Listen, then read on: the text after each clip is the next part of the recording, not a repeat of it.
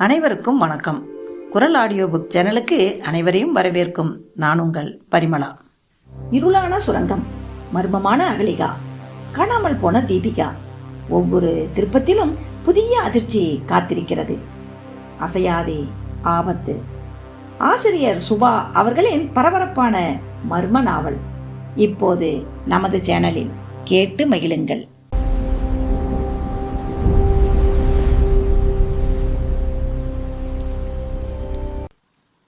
அசையாதே ஆபத்து. வௌவால்கள். வைஜெயந்தியின் எலும்புகள் நடுங்கின. நரேன், இப்போது என்ன செய்ய போகிறோம்? நல்ல வேலை, என்னுடைய கால்கள் பிணைக்கப்படவில்லை என்றான் நரேந்திரன். அதனால் தப்பித்து ஓட வேண்டியதுதான். நரேன். இருட்டில் வைஜெயந்தி அவன் முகத்துடன் தன் முகத்தை தேய்த்தாள். விளையாட்டாக கூட அப்படி சொல்லாதே, என் உயிர் பொட்டென்று போய்விடும். முதலில் என் கைகளை முன்புறம் கொண்டு வரப் போகிறேன் என்றான் நரேந்திரன். தரையில் உட்கார்ந்தான். ஈரம் ஜில்லென்று ஏறியது. உடம்பை பின்தள்ளி கட்டிய சங்கிலியுடன் கைகளை முன்புறம் கொண்டு வந்தான். வெயிட் என்றாள் வைஜெயந்தி. வௌவால்களின் சத்தம் என்ன ஆயிற்று? அவை திசை மாறிவிட்டன என்றான் நரேந்திரன்.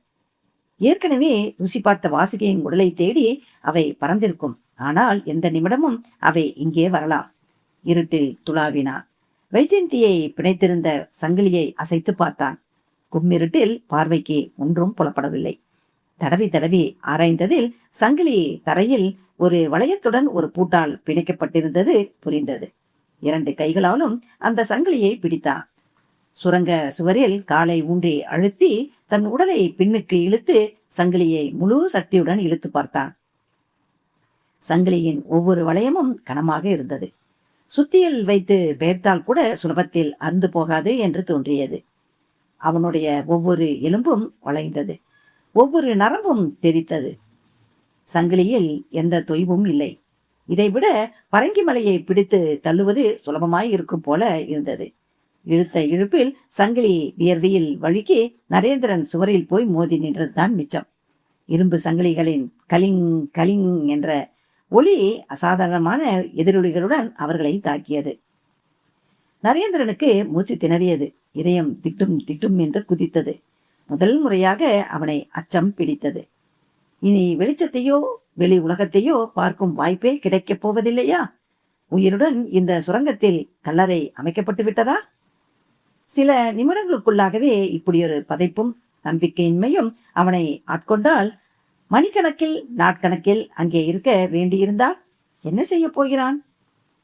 பல மலைகளை தொடர்ந்து ஏறி வந்தவன் போல் அவனுடைய தசைகள் ஒவ்வொன்றும் வலித்தன.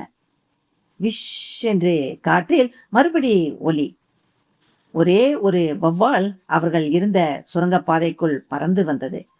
அதன் அசைவை ஒளி வைத்து யூகித்து நரேந்திரன் 2 கைகளாலும் கோர்த்து கொண்டு சங்கிலியை சுழற்றி காற்றில் வீசினான்.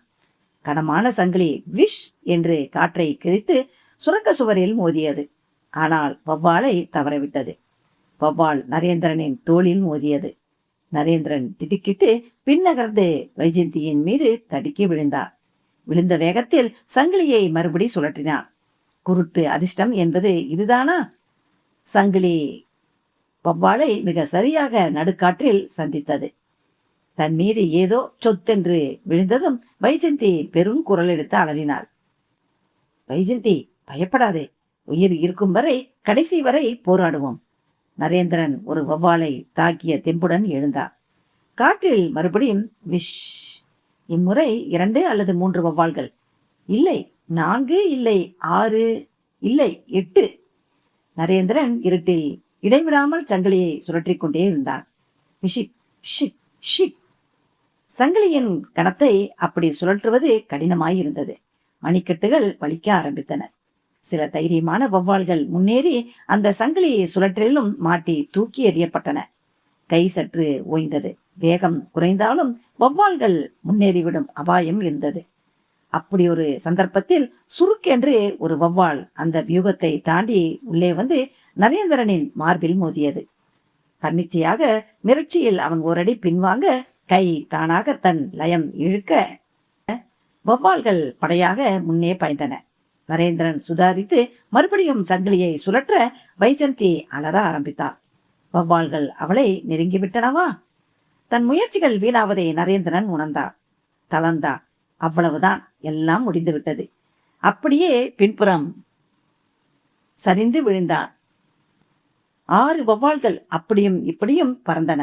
தங்களின் சகாக்கள் கீழே குற்றுயிரும் குலையுயிருமாக கிடப்பதை உணர்ந்து கீச்சு கீச்சு என்று அலறின. நரேந்திரனின் மீது பாய்ந்தன.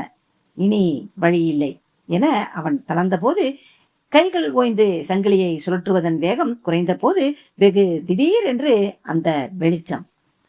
அத்தியாயம் 2. நரேந்திரன் உடலுக்குள் புது சக்தி சீறி பாய்ந்தது. களைத்த கைகள் மீண்டும் உயிர்த்து எழுந்தன. வெளிச்சம்! எங்கிருந்து இந்த வெளிச்சம்?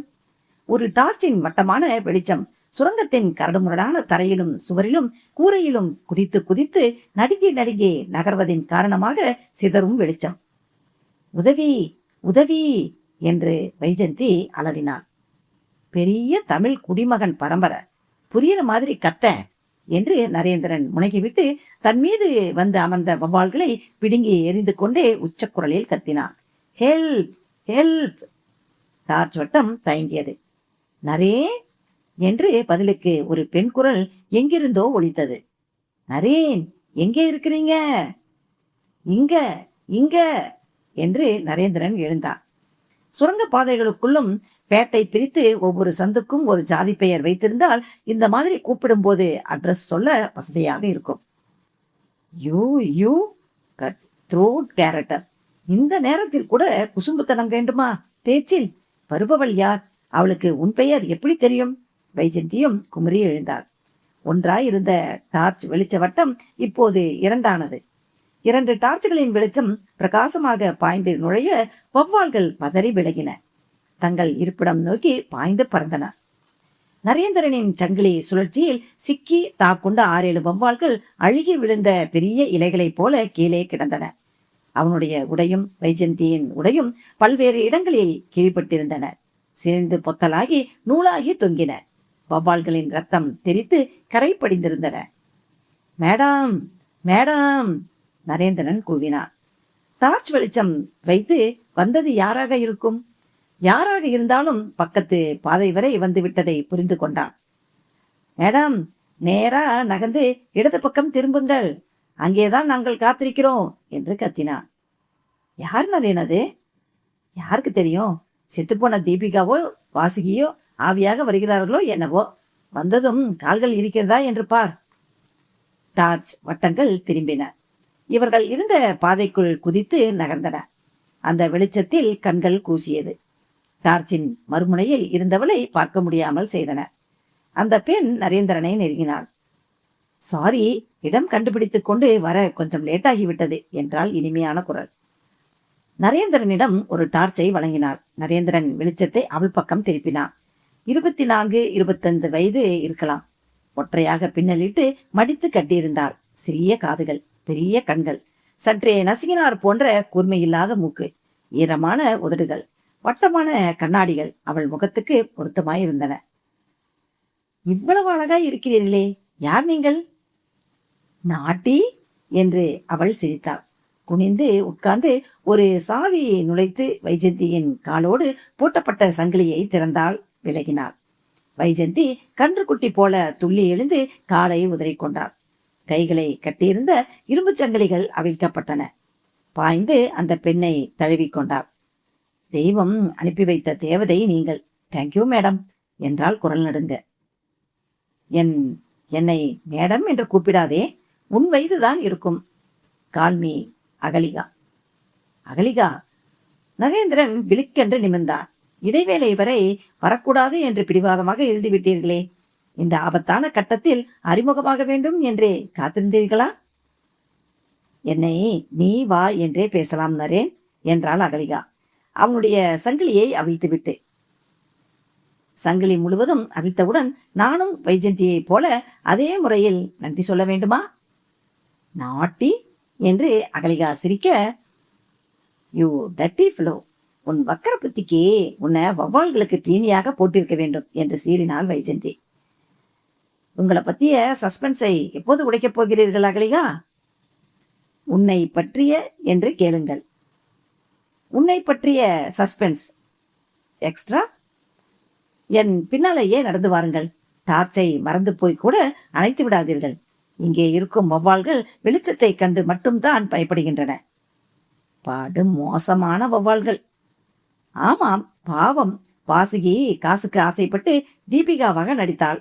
அதற்கு சம்பளமாக கடைசியில் இந்த வௌவால்களுக்கு விருந்தாகி போனாள். அவளை காப்பாற்ற வாய்ப்பு இல்லாமலே போய்விட்டது. அகலிகா ஒவ்வொரு பாதையாக திரும்ப நரேந்திரனும் அவன் கையை பிடித்தபடி வைஜந்தியும் தொடர ஆரம்பித்தார்கள். நாம இப்போ எங்கே போகிறோம் என்றால் வைஜந்தி நடுங்கும் குரலில். அடுத்த அத்தியாயத்திற்கு நரேன், நீ கொஞ்சம் சும்மா இருக்க மாட்டாய்? அகலிகா, எங்களை எங்கே அழைச்சிட்டு போற? ஒரு ரகசியமான இடத்திற்கு. எந்த இடத்தை வீடியோ படம் எடுத்ததால் தீபிகா இன்றைக்கு உயிரிழந்தாலோ அந்த ரகசிய இடத்திற்கு. அகலிகா அடுத்த பாதையில் திரும்பினார். திடீரென்று கூரை தாழ்ந்து விட்டது. உடம்பை வளைத்துத்தான் முன்னேற முடிந்தது. வேகம் குறைந்து விட்டது.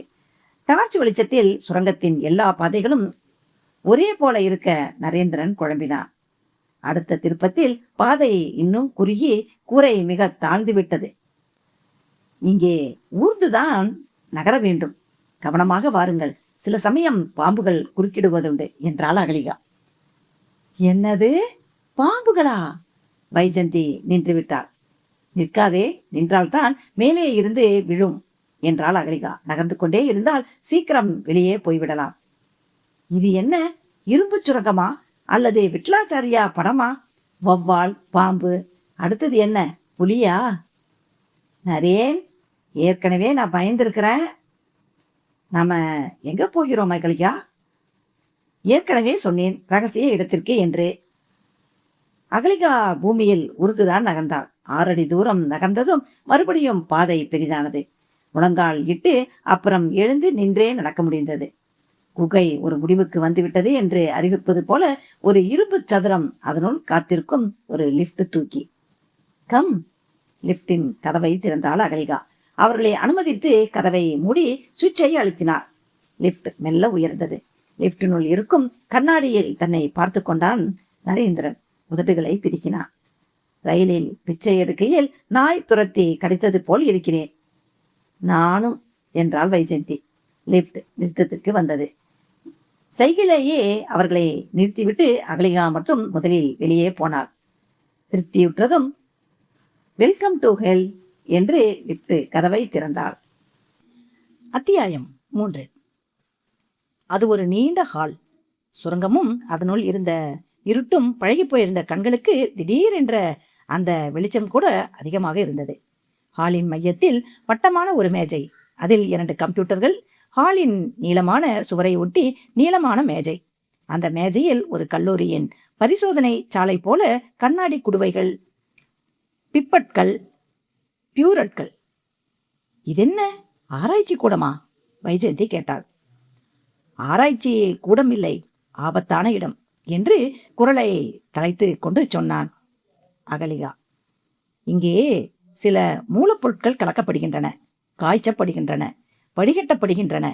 அவை என்ன பொருட்கள் என்று உன்னால் யூகிக்க முடிகிறதா நரேன்? காற்றில் இருக்கும் வாசத்தின் மிச்சத்தை வைத்து முடிவு செய்தால் போதை மருந்து. எக்ஸாக்ட்லி. அகலிகாவிடமிருந்து ஒரு பெருமூச்சு விடுபட்டது. இப்போது இந்த ஆராய்ச்சி கூடத்தில் யாரும் இருக்க மாட்டார்கள் என்ற தைரியத்தில்தான் உங்களை கூட்டி வந்தேன். இது கரிகாலனின் இடமா? ஆமாம், கரிகாலனுக்கு சொந்தமான இடம். இதை நிறுவ ஆன செலவு பூராவும் கரிகாலனின் முதலீடு. திடீரென்று யாராவது விசாரிக்க வந்தால் இங்கே இரும்புத்தாது பற்றி ஏதோ விஞ்ஞான ஆராய்ச்சி நடக்கிறது என்று நினைத்துக் கொள்வார்கள். ஆனால் உண்மையில் இங்கே நடப்பது விஞ்ஞான ஆராய்ச்சி இல்லை, இளைஞர்களை அடிமைப்படுத்தும் போதை மருந்து கலப்பிடங்கள். பக்கத்து அறைக்கு போனதும் நான் சொல்வதை இன்னும் கிளியராக புரிந்து கொள்வாய். கனமான திரை மூடிய ஒரு கண்ணாடி கதவை தள்ளி திறந்ததும் பக்கத்து அறை, அங்கே வரிசையாக 4 ராட்சச இயந்திரங்கள். அவற்றில் ஆங்காங்கே பதிக்கப்பட்ட கண்ணாடி பகுதிகள் வழியே கிரீம் போன்ற வஸ்து புலப்பட்டது. ஐஸ்கிரீம் என்றாள் வைஜந்தி. ஹை ஐஸ்கிரீம் இல்லை, லோ ஐஸ்கிரீம். படு மோசமான ஐஸ்கிரீம். கோன்களில் அடைக்கப்பட்டு டீப் ஃப்ரீசரில் வைக்கப்பட்டு தமிழ்நாட்டின் பல்வேறு கடைகளில் விநியோகமாகும் விஜய்ராம் ஐஸ்கிரீம்களில் இந்த கோன் ஐஸ்கிரீம்களும் கலந்துவிடும். இந்த ஐஸ்கிரீமை ஒரு முறை சுவைத்துவிட்டால் போதும். இதில் கிடைக்கும் போதை உணர்வுக்காக மறுபடியும் மறுபடியும் ஈசல் போல இளைஞர் கூட்டம் வந்து விழும். சில கல்லூரிகளில் இருக்கும் கேன்டீன்களில் ஐஸ்கிரீமுக்காக மாணவர்கள் ஏக்கத்துடன் காத்திருப்பார்கள். அக்கிரமம்! ஐஸ்கிரீம் மட்டுமல்ல, பக்கத்து அறையில் இன்னொரு இயந்திரத்தில் சுயிங்கம் பட்டைகள் தயாராகின்றன. அவற்றிலும் போதை மருந்து கலக்கப்படுகிறது. இவையும் குறிப்பிட்ட மாணவர்களுக்கு விற்கப்படுகிறது. இந்த ஆதாரங்கள் தான் தீபிகாவிடம் சிக்கியிருக்கிறதா?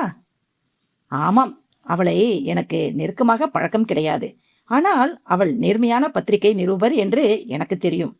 அவளுக்கு ரகசியமாக தகவல் தந்து அவளை இங்கே என் பொறுப்பில் வரவழைத்தேன். இதே போல ஒரு ராத்திரியில் அவளும் பசுபதியும் வந்தார்கள். பசுபதி ஒரு சிறிய கேமரா வைத்து இங்கு இயங்கும் இயந்திரங்களை படம் எடுத்தான்.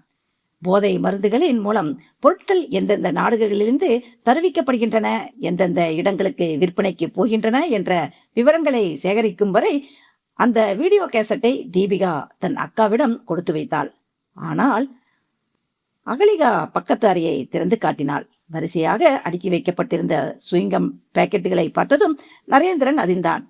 நெருங்கி லேசாக ஒரு பேக்கெட்டை கையில் எடுத்தான். வைஜெயந்தியும் அவனை நெருங்கி நிற்க கிளிக் என்றது ஒரு சிறு சத்தம். அசையாதே, ஆபத்து என்று உருமினாள் அகலிகா.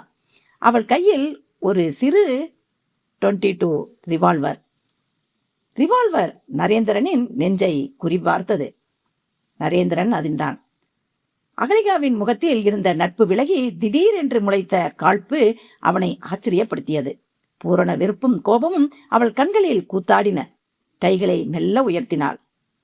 அகலிகா 2 அடி முன்னால் வைத்து வைஜந்தியின் கூந்தலை பிடித்து அருகே இழுத்து பளீரென்று துப்பாக்கியின் பின்புறத்தால் அவள் முகத்தில் அடித்தாள். வைஜந்தியின் வாயோரம் ரத்தம் வழிந்தது. அவள் பெரும் திடுக்களுடன் அகலிகாவை பார்த்தாள். இவளா அடித்தாள்? கோபம் தலைக்கேற சட்டென்று அகலிகாவின் கையை பற்றி இழுத்து ஒரு சுழற்றி அவளை கீழே அடிக்க முனைய, ஸ்டாப் இட் என்று இறைச்சலான குரல் கேட்டது. வைஜந்தி அதிர்ந்து நிமிர்ந்தாள். கதவை சத்தமில்லாமல் திறந்து கொண்டு கரிகாலன். அரசியல்வாதிகளின் அடையாளமாக வெள்ளை கதர் வேட்டி, வெள்ளை கதர் சட்டையுடன் கரிகாலன் அவருடன் சேர்ந்த நுழைந்த இன்னொரு நபரை நரேந்திரன் கவனித்தான். நீல நிற முழுக்கை சட்டை, வெளிரி போன ஜீன்ஸ் பேண்ட், வட்டம் வட்டமாக 2 கண்களுக்கு முன்னால் கண்ணாடிகள், ஃப்ரஸ்க் மீசையில் பாதி நரை, நாவால் உதடுகளை ஈரம் செய்து கொண்டார். அகலிகா, யார் இவர்கள்? அவர் குரல் ஒரு வினோத துணியாக இருந்தது. அதைத்தான் புரொஃபசர் நானும் கேட்டுக்கொண்டிருக்கிறேன் என்றாள் அகலிகா. கீழே நான் கம்ப்யூட்டரை இயக்கிக் கொண்டிருக்கும் போது திடீரென்று மேலே யாரோ நடமாடும் சத்தம் கேட்டது. உடனே ரிவால்வருடன் பதுங்கி ரகசிய வழியில் மாடியேறி வந்தேன். பார்த்தால் இவர்கள் இந்த மிஷின்களை கண்களால் ஆராய்ந்து கொண்டிருக்கிறார்கள். அகலிகா வெகு அழகாக தட்டை திருப்புகிறாள் என்பதை உடனடியாக நரேந்திரனும் வைஜந்தியும் உணர்ந்தார்கள். அவள் எதிர்பாராத நேரம் கரிகாலனும் அந்த புரொஃபஸரும் திடும் என்று நுழைந்து விட்டார்கள். அவர்களுக்கு சந்தேகம் வந்துவிடக் கூடாதே என்று உடனடியாக அவள் அவர்களை குற்றவாளிகளாக்கிவிட்டாள் என்று புரிந்த நரேந்திரன் ஓரடி முன்னால் வைத்தான். புரொஃபஸரிடம் கையை நீட்டினான். என் பெயர் நரேந்திரன், இவள் வைஜந்தி. சென்னை ஈகிள் ஐயிலிருந்து வந்திருக்கிறோம். நீட்டப்பட்ட கையை அவர் சடார் என்று பற்றி முழு வேகத்துடன் இழுத்தார். நரேந்திரன் அந்த வேகத்தில் அவர் மீது போய் மோதினான். கரிகாலன் இடது கையை நரேந்திரனின் தோளில் தட்டினார். புரொஃபசர், நம்பவே முடியவில்லை. இவங்க 2 பேரையும் இந்த கோலத்தில் இங்கே நான் எதிர்பார்க்கவே இல்லை. சட்டைகளில் சின்ன சின்ன பொத்தல்களுடன் இவர்கள் தப்பிவிட முடியுமா என்ன? இரும்பு சங்கிலியால் கட்டி போட்டதாக வேலு சொன்னானே, அவன் சொன்னது பொய்யா அல்லது இவர்கள் எத்தர்களா? நாங்கள் எத்தர்கள் என்று சொன்னான் நரேந்திரன். என் சூவுக்குள் எப்போதுமே ஒரு சின்ன தேனிரும்பு துண்டம் இருக்கும்.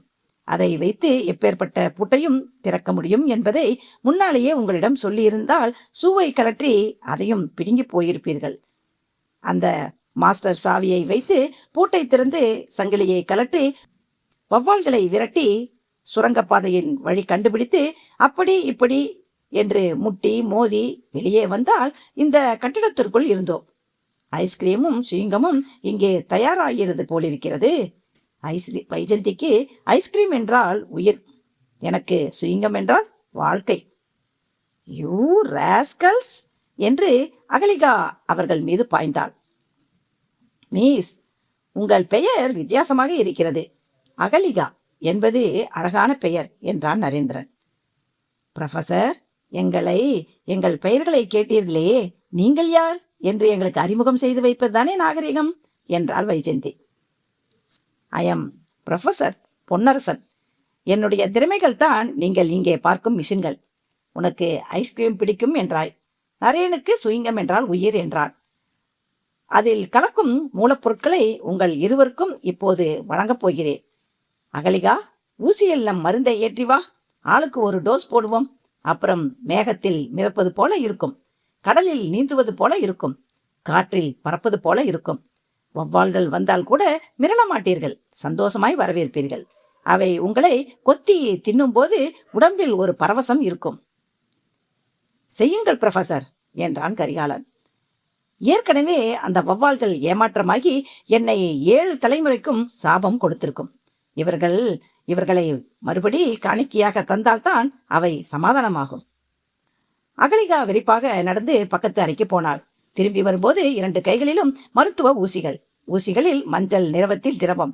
புரொஃபசர் அந்த ஊசிகளை வாங்கினார். நரேந்திரன் அகலிகாவை சரியல் என்று நிமிர்ந்து பார்த்தான். அவள் கண்களில் மிக சன்னமாக ஒரு சைகை மின்னல் போல தோன்றி மறைந்தது.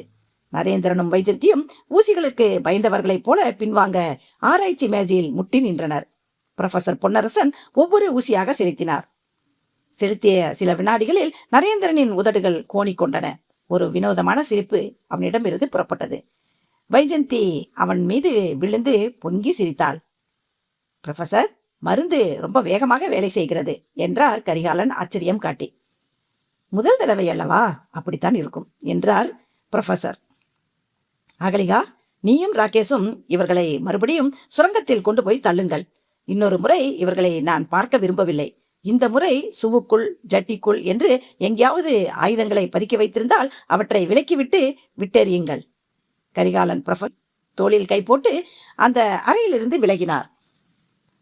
அத்தியாயம் 4. மீண்டும் சுரங்கம். நரேந்திரனும் வைஜந்தியும் நடுவில் கண்களை திறந்து பார்க்கவே இல்லை. போதையால் தள்ளாடுபவர்கள் போலவே கடைசி வரை சமாளித்து விட்டார்கள். சுரங்கப்பாதையில் தொம்மென்று அவர்கள் இறக்கப்பட்ட போது நரேந்திரனின் சட்டை முதுகுப்புறம் உயர்த்தப்பட்டது. உடைக்குள் ஏதோ ஒன்று சொருகப்பட்டது. துப்பாக்கியாக இருக்கும் என்று ஆசைப்பட்டான் நரேந்திரன். அகலிகா யாருக்கும் தெரியாமல் அவர்களுக்கு அப்படித்தான் உதவியிருப்பாள் என்று நம்பிக்கை. காலடி சத்தம் விலகி பிரிந்த பின் நரேந்திரன் கையை விட்டு அந்த உருண்டையான பொருளை வெளியே எடுத்தான். அது ஆயுதம் இல்லை, ஒரு டார்ச், சிறிய டார்ச். உடன் வந்தவர்கள் கண்களில் மண்ணை தூவிவிட்டு அகலிகா எப்படியோ அவன் உடைக்குள் அதை சொருவி விட்டாள் என்பது மட்டும் புரிந்தது. ஆனால் இந்த முறை அகலிகாவே வந்து மீட்டுச் செல்வாள் என்ற நம்பிக்கை அவனுக்கு இல்லை. வைஜந்தி என்றான் கிசுகிசுப்பாக. என்ன நலேன்? ஏய் வாளு, அவர்கள் போய்விட்டார்கள். தெரியாமல் கள்ளு குடித்து விட்ட கதாநாயகி போல போதை டான்ஸ் ஆடாதே. நரேந்திரன் டார்ச்சால் அவள் தலையில் மெல்ல தட்டினான். வைஜந்தி விரைத்தாள், பின் சிரித்தாள். அகலிகாவை விட்டு ஊசி மருந்து எடுத்து வர சொன்னார்களோ, தப்பித்தோமோ. வைஜந்தி எழுந்து கை கால்களை உதறிக்கொண்டாள். வா நரேன், போகலாம். உனக்கு வழி தெரியுமா வைஜந்தி? வழியா? யாருக்கு தெரியும் வழி? இது போன தடவை போட்ட இடம் இல்லை. அப்படியா இருந்தால் ஓரளவு வழி சொல்ல தெரியும். இது வேறு இடம். நம்மை கொண்டு வந்து போட்டவர்கள் இதோ இந்த இடது பாதையில் போன சத்தம்தான் கேட்டது. வா, அதே இடது பாதையில் போய் பார்ப்போம். டார்ச்சிலிருந்து வெளிப்பட்ட மெல்லிய வெளிச்ச இலையின் வாளை பிடித்துக்கொண்டு அவர்கள் அந்த பாதையில் நுழைந்தார்கள்.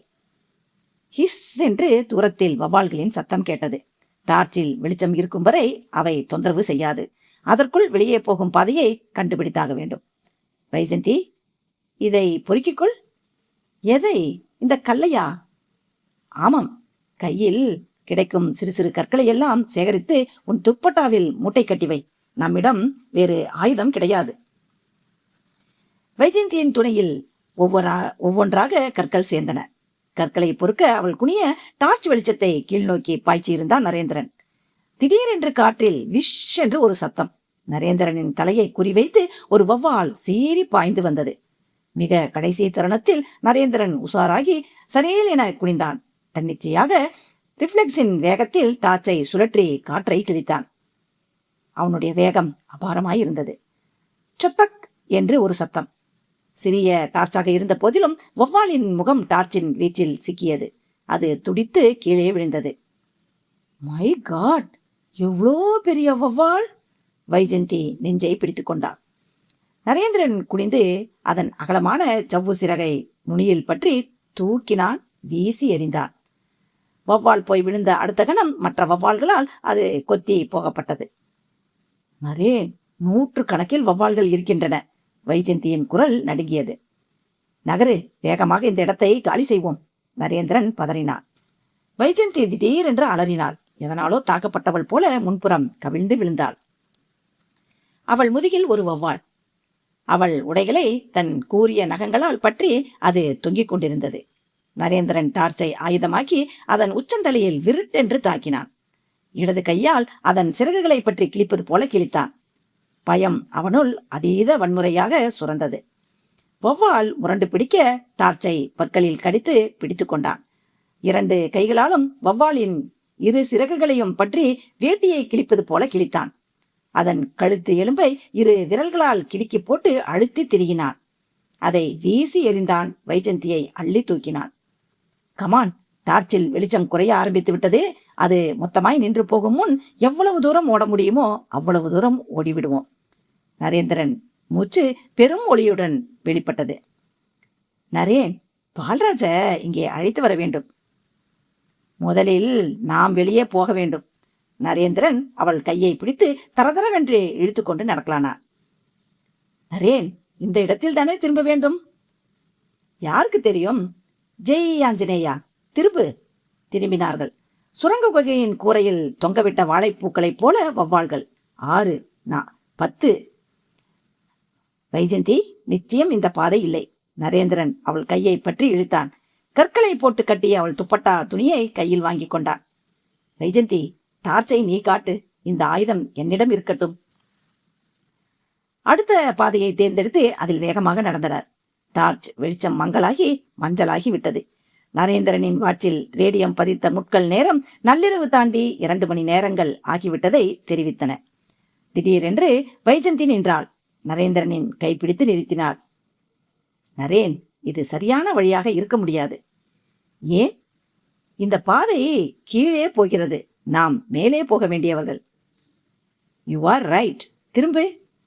இங்கேயே மேலும் கீழுமாக இடதும் வலதுமாக குறுக்கெழுத்து போட்டி போல நாம் சுற்றி கொண்டிருக்க போகிறோமா நரேன்?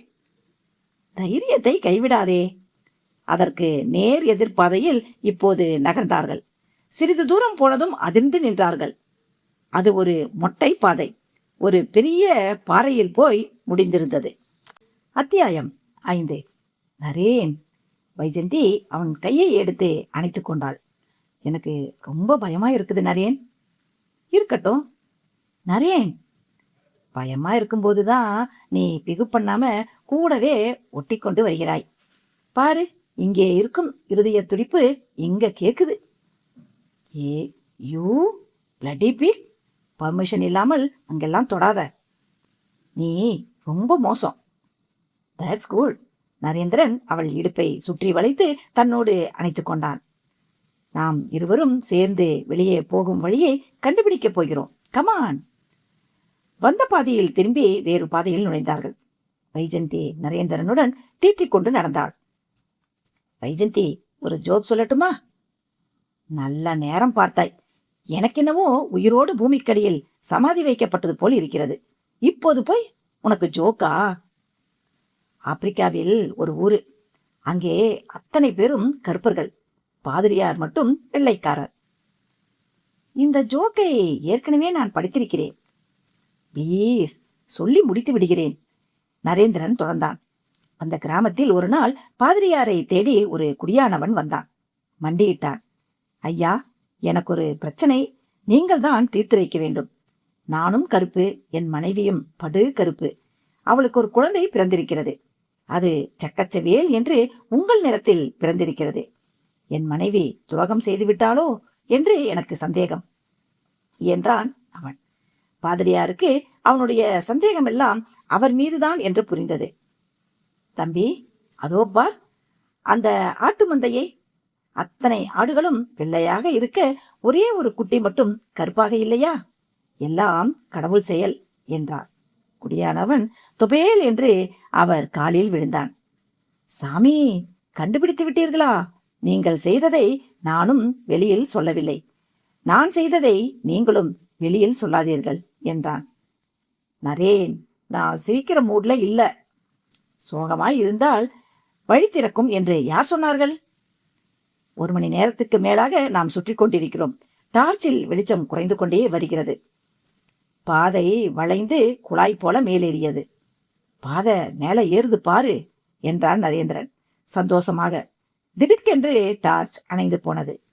நரேன்! வைஜந்தியின் உடல் இருட்டில் தடதடவென்று நடுங்கியது. நரேந்திரனையும் சேர்த்து உலுக்கியது. நரேந்திரன் டார்ச்சை குலுக்கி பார்த்தான். ஒரு மின்மினி பூச்சி போல சுடர் எரிந்து அணைந்து விட்டது. வா, நமக்கு அதிக நேரமில்லை என்று பதறினான் நரேந்திரன். வைஜந்தியை இழுத்துக்கொண்டு அந்த ஏற்றத்தில் ஏறினான். பாதை வளைந்து திரும்பியது, இறங்கியது.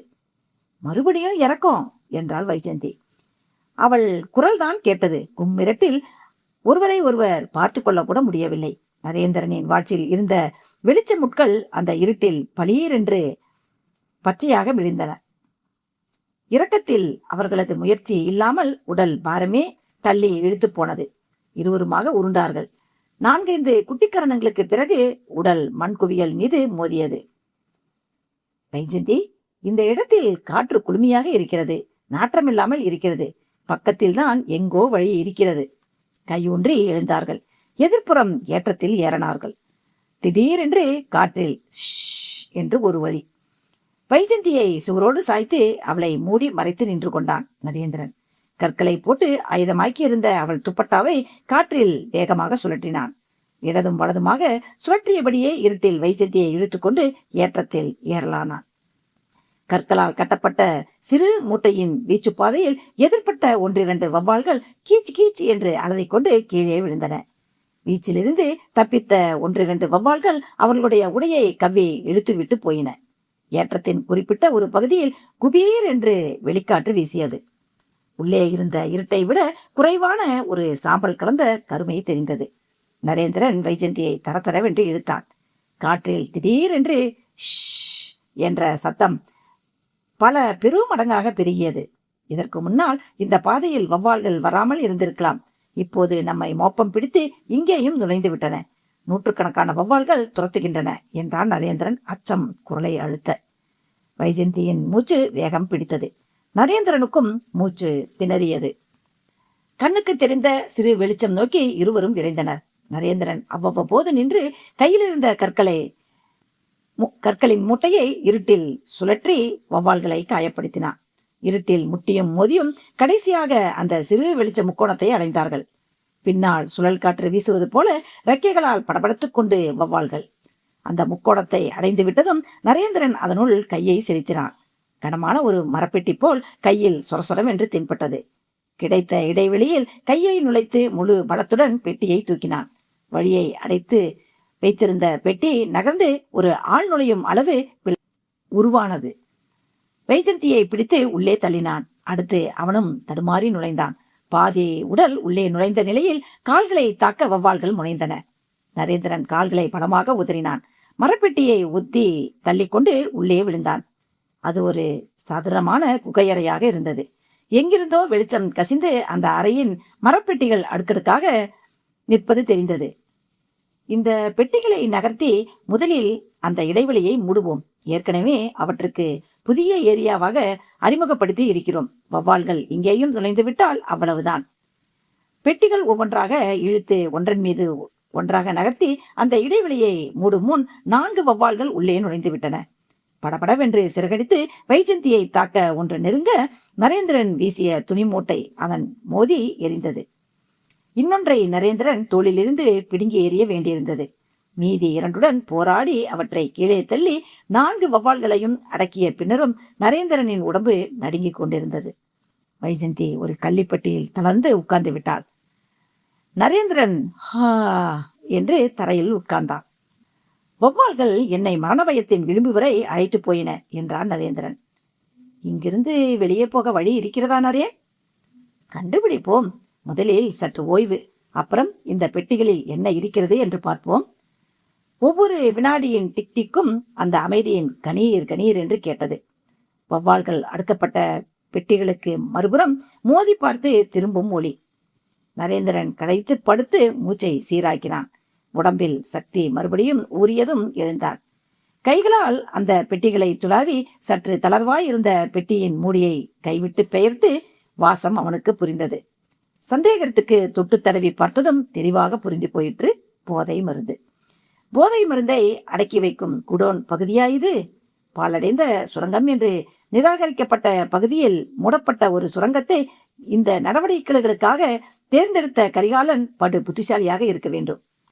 கடலுக்கும் நெருக்கமாய் கவனத்தை ஈர்க்காத மறைவிடமாகவும் அமைந்த சுரங்கத்தை போதை மருந்துகளின் குடோனாக ஒரு புத்திசாலி கிரிமினலால் தான் முடியும். நரேன், கதவு இங்கே இருக்கிறது, ஆனால் வெளியே பூட்டப்பட்டிருக்கிறது என்றாள் வைஜெயந்தி. ஜன்னல்கள் எதுவும் இருப்பதாக தெரியவில்லையே. ஏய், கதவை திறக்க முடிகிறதா பார்ப்போம். நரேந்திரன் கதவை அடைந்து ஆராய்ந்தான். 6 பாகங்களை குறுக்கில் ஆணிகளால் கோர்த்து உருவாக்கப்பட்டிருந்தது கதவு. ஒரு பலகைக்கும் இன்னொரு பலகைக்கும் இடையில் கோடளவு இடைவெளி. அந்த இடைவெளியில் நுழைக்கக்கூடிய ஆயுதம் ஏதும் கூட இல்லாமல் அவர்கள். கதவு தானாக திறக்கும் வரை நாம் காத்திருக்க வேண்டியதுதானா? வைஜெயந்தி நகர்ந்து நரேந்திரனின் மடியில் தலை வைத்து படுத்தாள். நரேந்திரன் அவளை மெல்ல வருடி கொடுத்தான். அத்தியாயம் 6. நரேந்திரன் திடுக்கிட்டு விழித்தான். உடனடியாக வாட்சை பார்த்தான். நேரம் விடிகாலை 5 மணி. அவன் மடியில் வைஜெயந்தி இன்னும் களைப்பாகவே தூங்கிக் கொண்டிருந்தாள். கிட்டத்தட்ட 1.5 மணி நேரம் நிம்மதியாக தூங்கிவிட்டதால் நரேந்திரன் சுறுசுறுப்பு அடைந்திருந்தான். அவன் திடுக்கிட்டு விழித்ததன் காரணமே திடீரென்று கேட்ட அந்த பிரேக் சத்தம். ஒரு கனமான லாரி நிறுத்தத்துக்கு வரும்போது அதன் உடல் குலுங்குமே, அந்த சத்தம். வைஜெயந்தி, எழுந்திரு. கதவுக்கு மறுபக்கம் ஒரு லாரி வந்திருக்கிறது. சரக்கு வந்திருக்கும், அல்லது இங்கிருப்பதை எடுத்து போக வந்திருப்பார்கள். எப்படி இருந்தாலும் இந்த கதவு திறக்கப் போகிறது. நரேந்திரன் தொட்டதும் வைஜெயந்தி விருட்டென்று எழுந்தாள். சற்றும் தூக்க கலக்கமின்றி அவள் புலன்களும் கூர்மையாய் இருந்ததை நரேந்திரன் பார்த்து வியந்தான். கதவை ஒட்டி அடுக்கப்பட்டிருந்த மரப்பெட்டிகளின் அடுக்குக்கு பின்னே நரேந்திரன், அவனுக்கு பின்னால் வைஜெயந்தி. செவிகளை உன்னிப்பாக்கி காத்திருந்தார்கள். வெளியே பூட்ஸுகளின் சத்தம். 4 ஜோடி கால்கள் மண்ணும் கல்லும் கலந்த பூமியை மிதித்து வரும் கர்ரக் கர்ரக். வெளியில் இருப்பவர்களின் டார்ச் வெளிச்சம் கதவு இடுக்கு வழியே ஒரு கோடளவு தெரிந்தது. கதவு அசைந்தது. பூட்டு திறக்கப்பட்டு நாதங்கி விலக்கப்படும் சத்தம். கதவு திறந்தது. புத்தம் புதிய குளிர்காற்று ஆதரவாக அலறி நுழைந்தது. வந்தவர்கள் 4 பேரும் உயரமாக இருந்தார்கள். கதவை சாத்தியதும் காற்றின் வேகம் குறைந்து விட்டது. ஒருவன் டார்ச்சை சுழற்றி வெளிச்சத்தை பாய்ச்சினான். அந்த குகை பகுதியில் இருந்த பெட்டிகளின் அடுக்குகளை அவன் பார்வை வேகமாக படிந்தது. நரேந்திரன் விரைத்தான். டார்ச் பிடித்தவனை அவன் ஏற்கனவே ஹோட்டல் சிப்பியில் பார்த்திருக்கிறான். ராகேஷ்.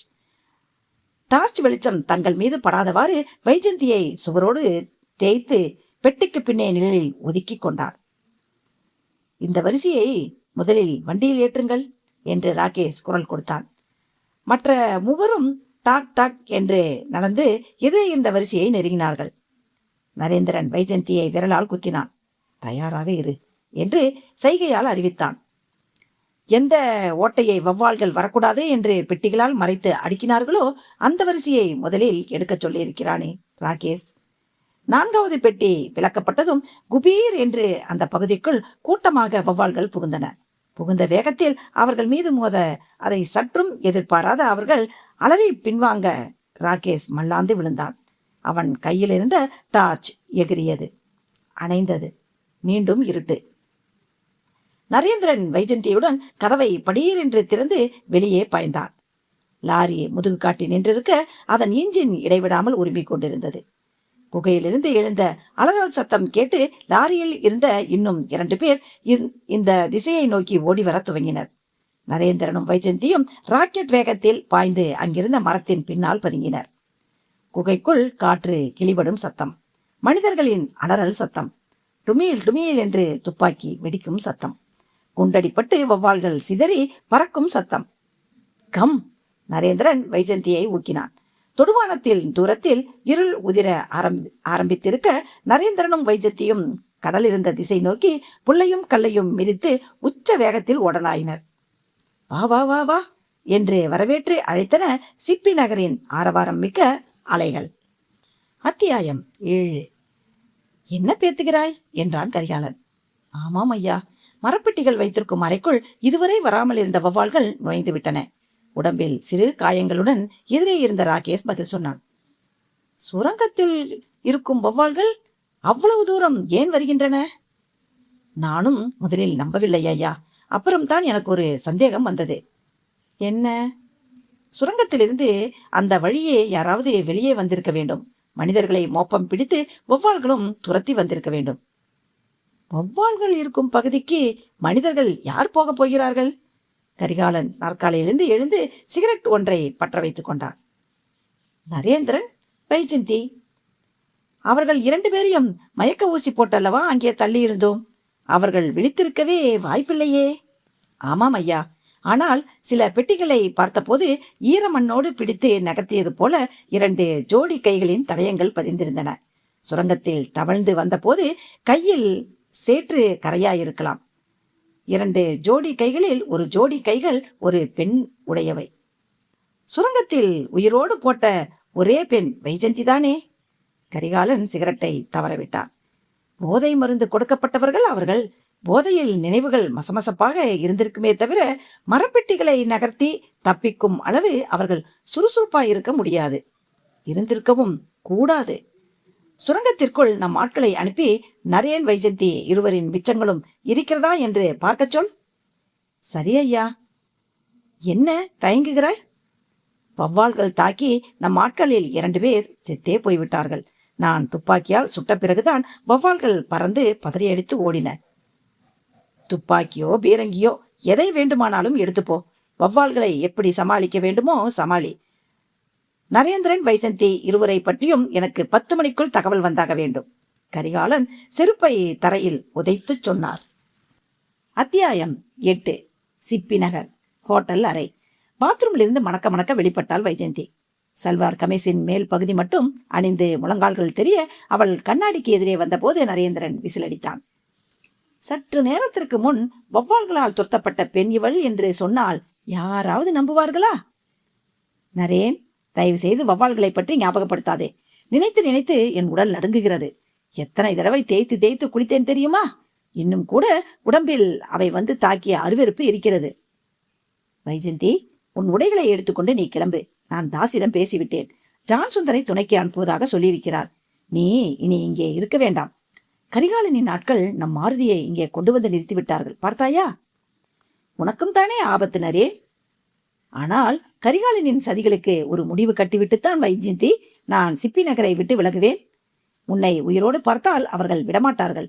நீ சிக்கிவிட்டால் உன்னை காட்டி என்னை பணிய வைக்க பார்ப்பார்கள். நான் போக மாட்டேன்.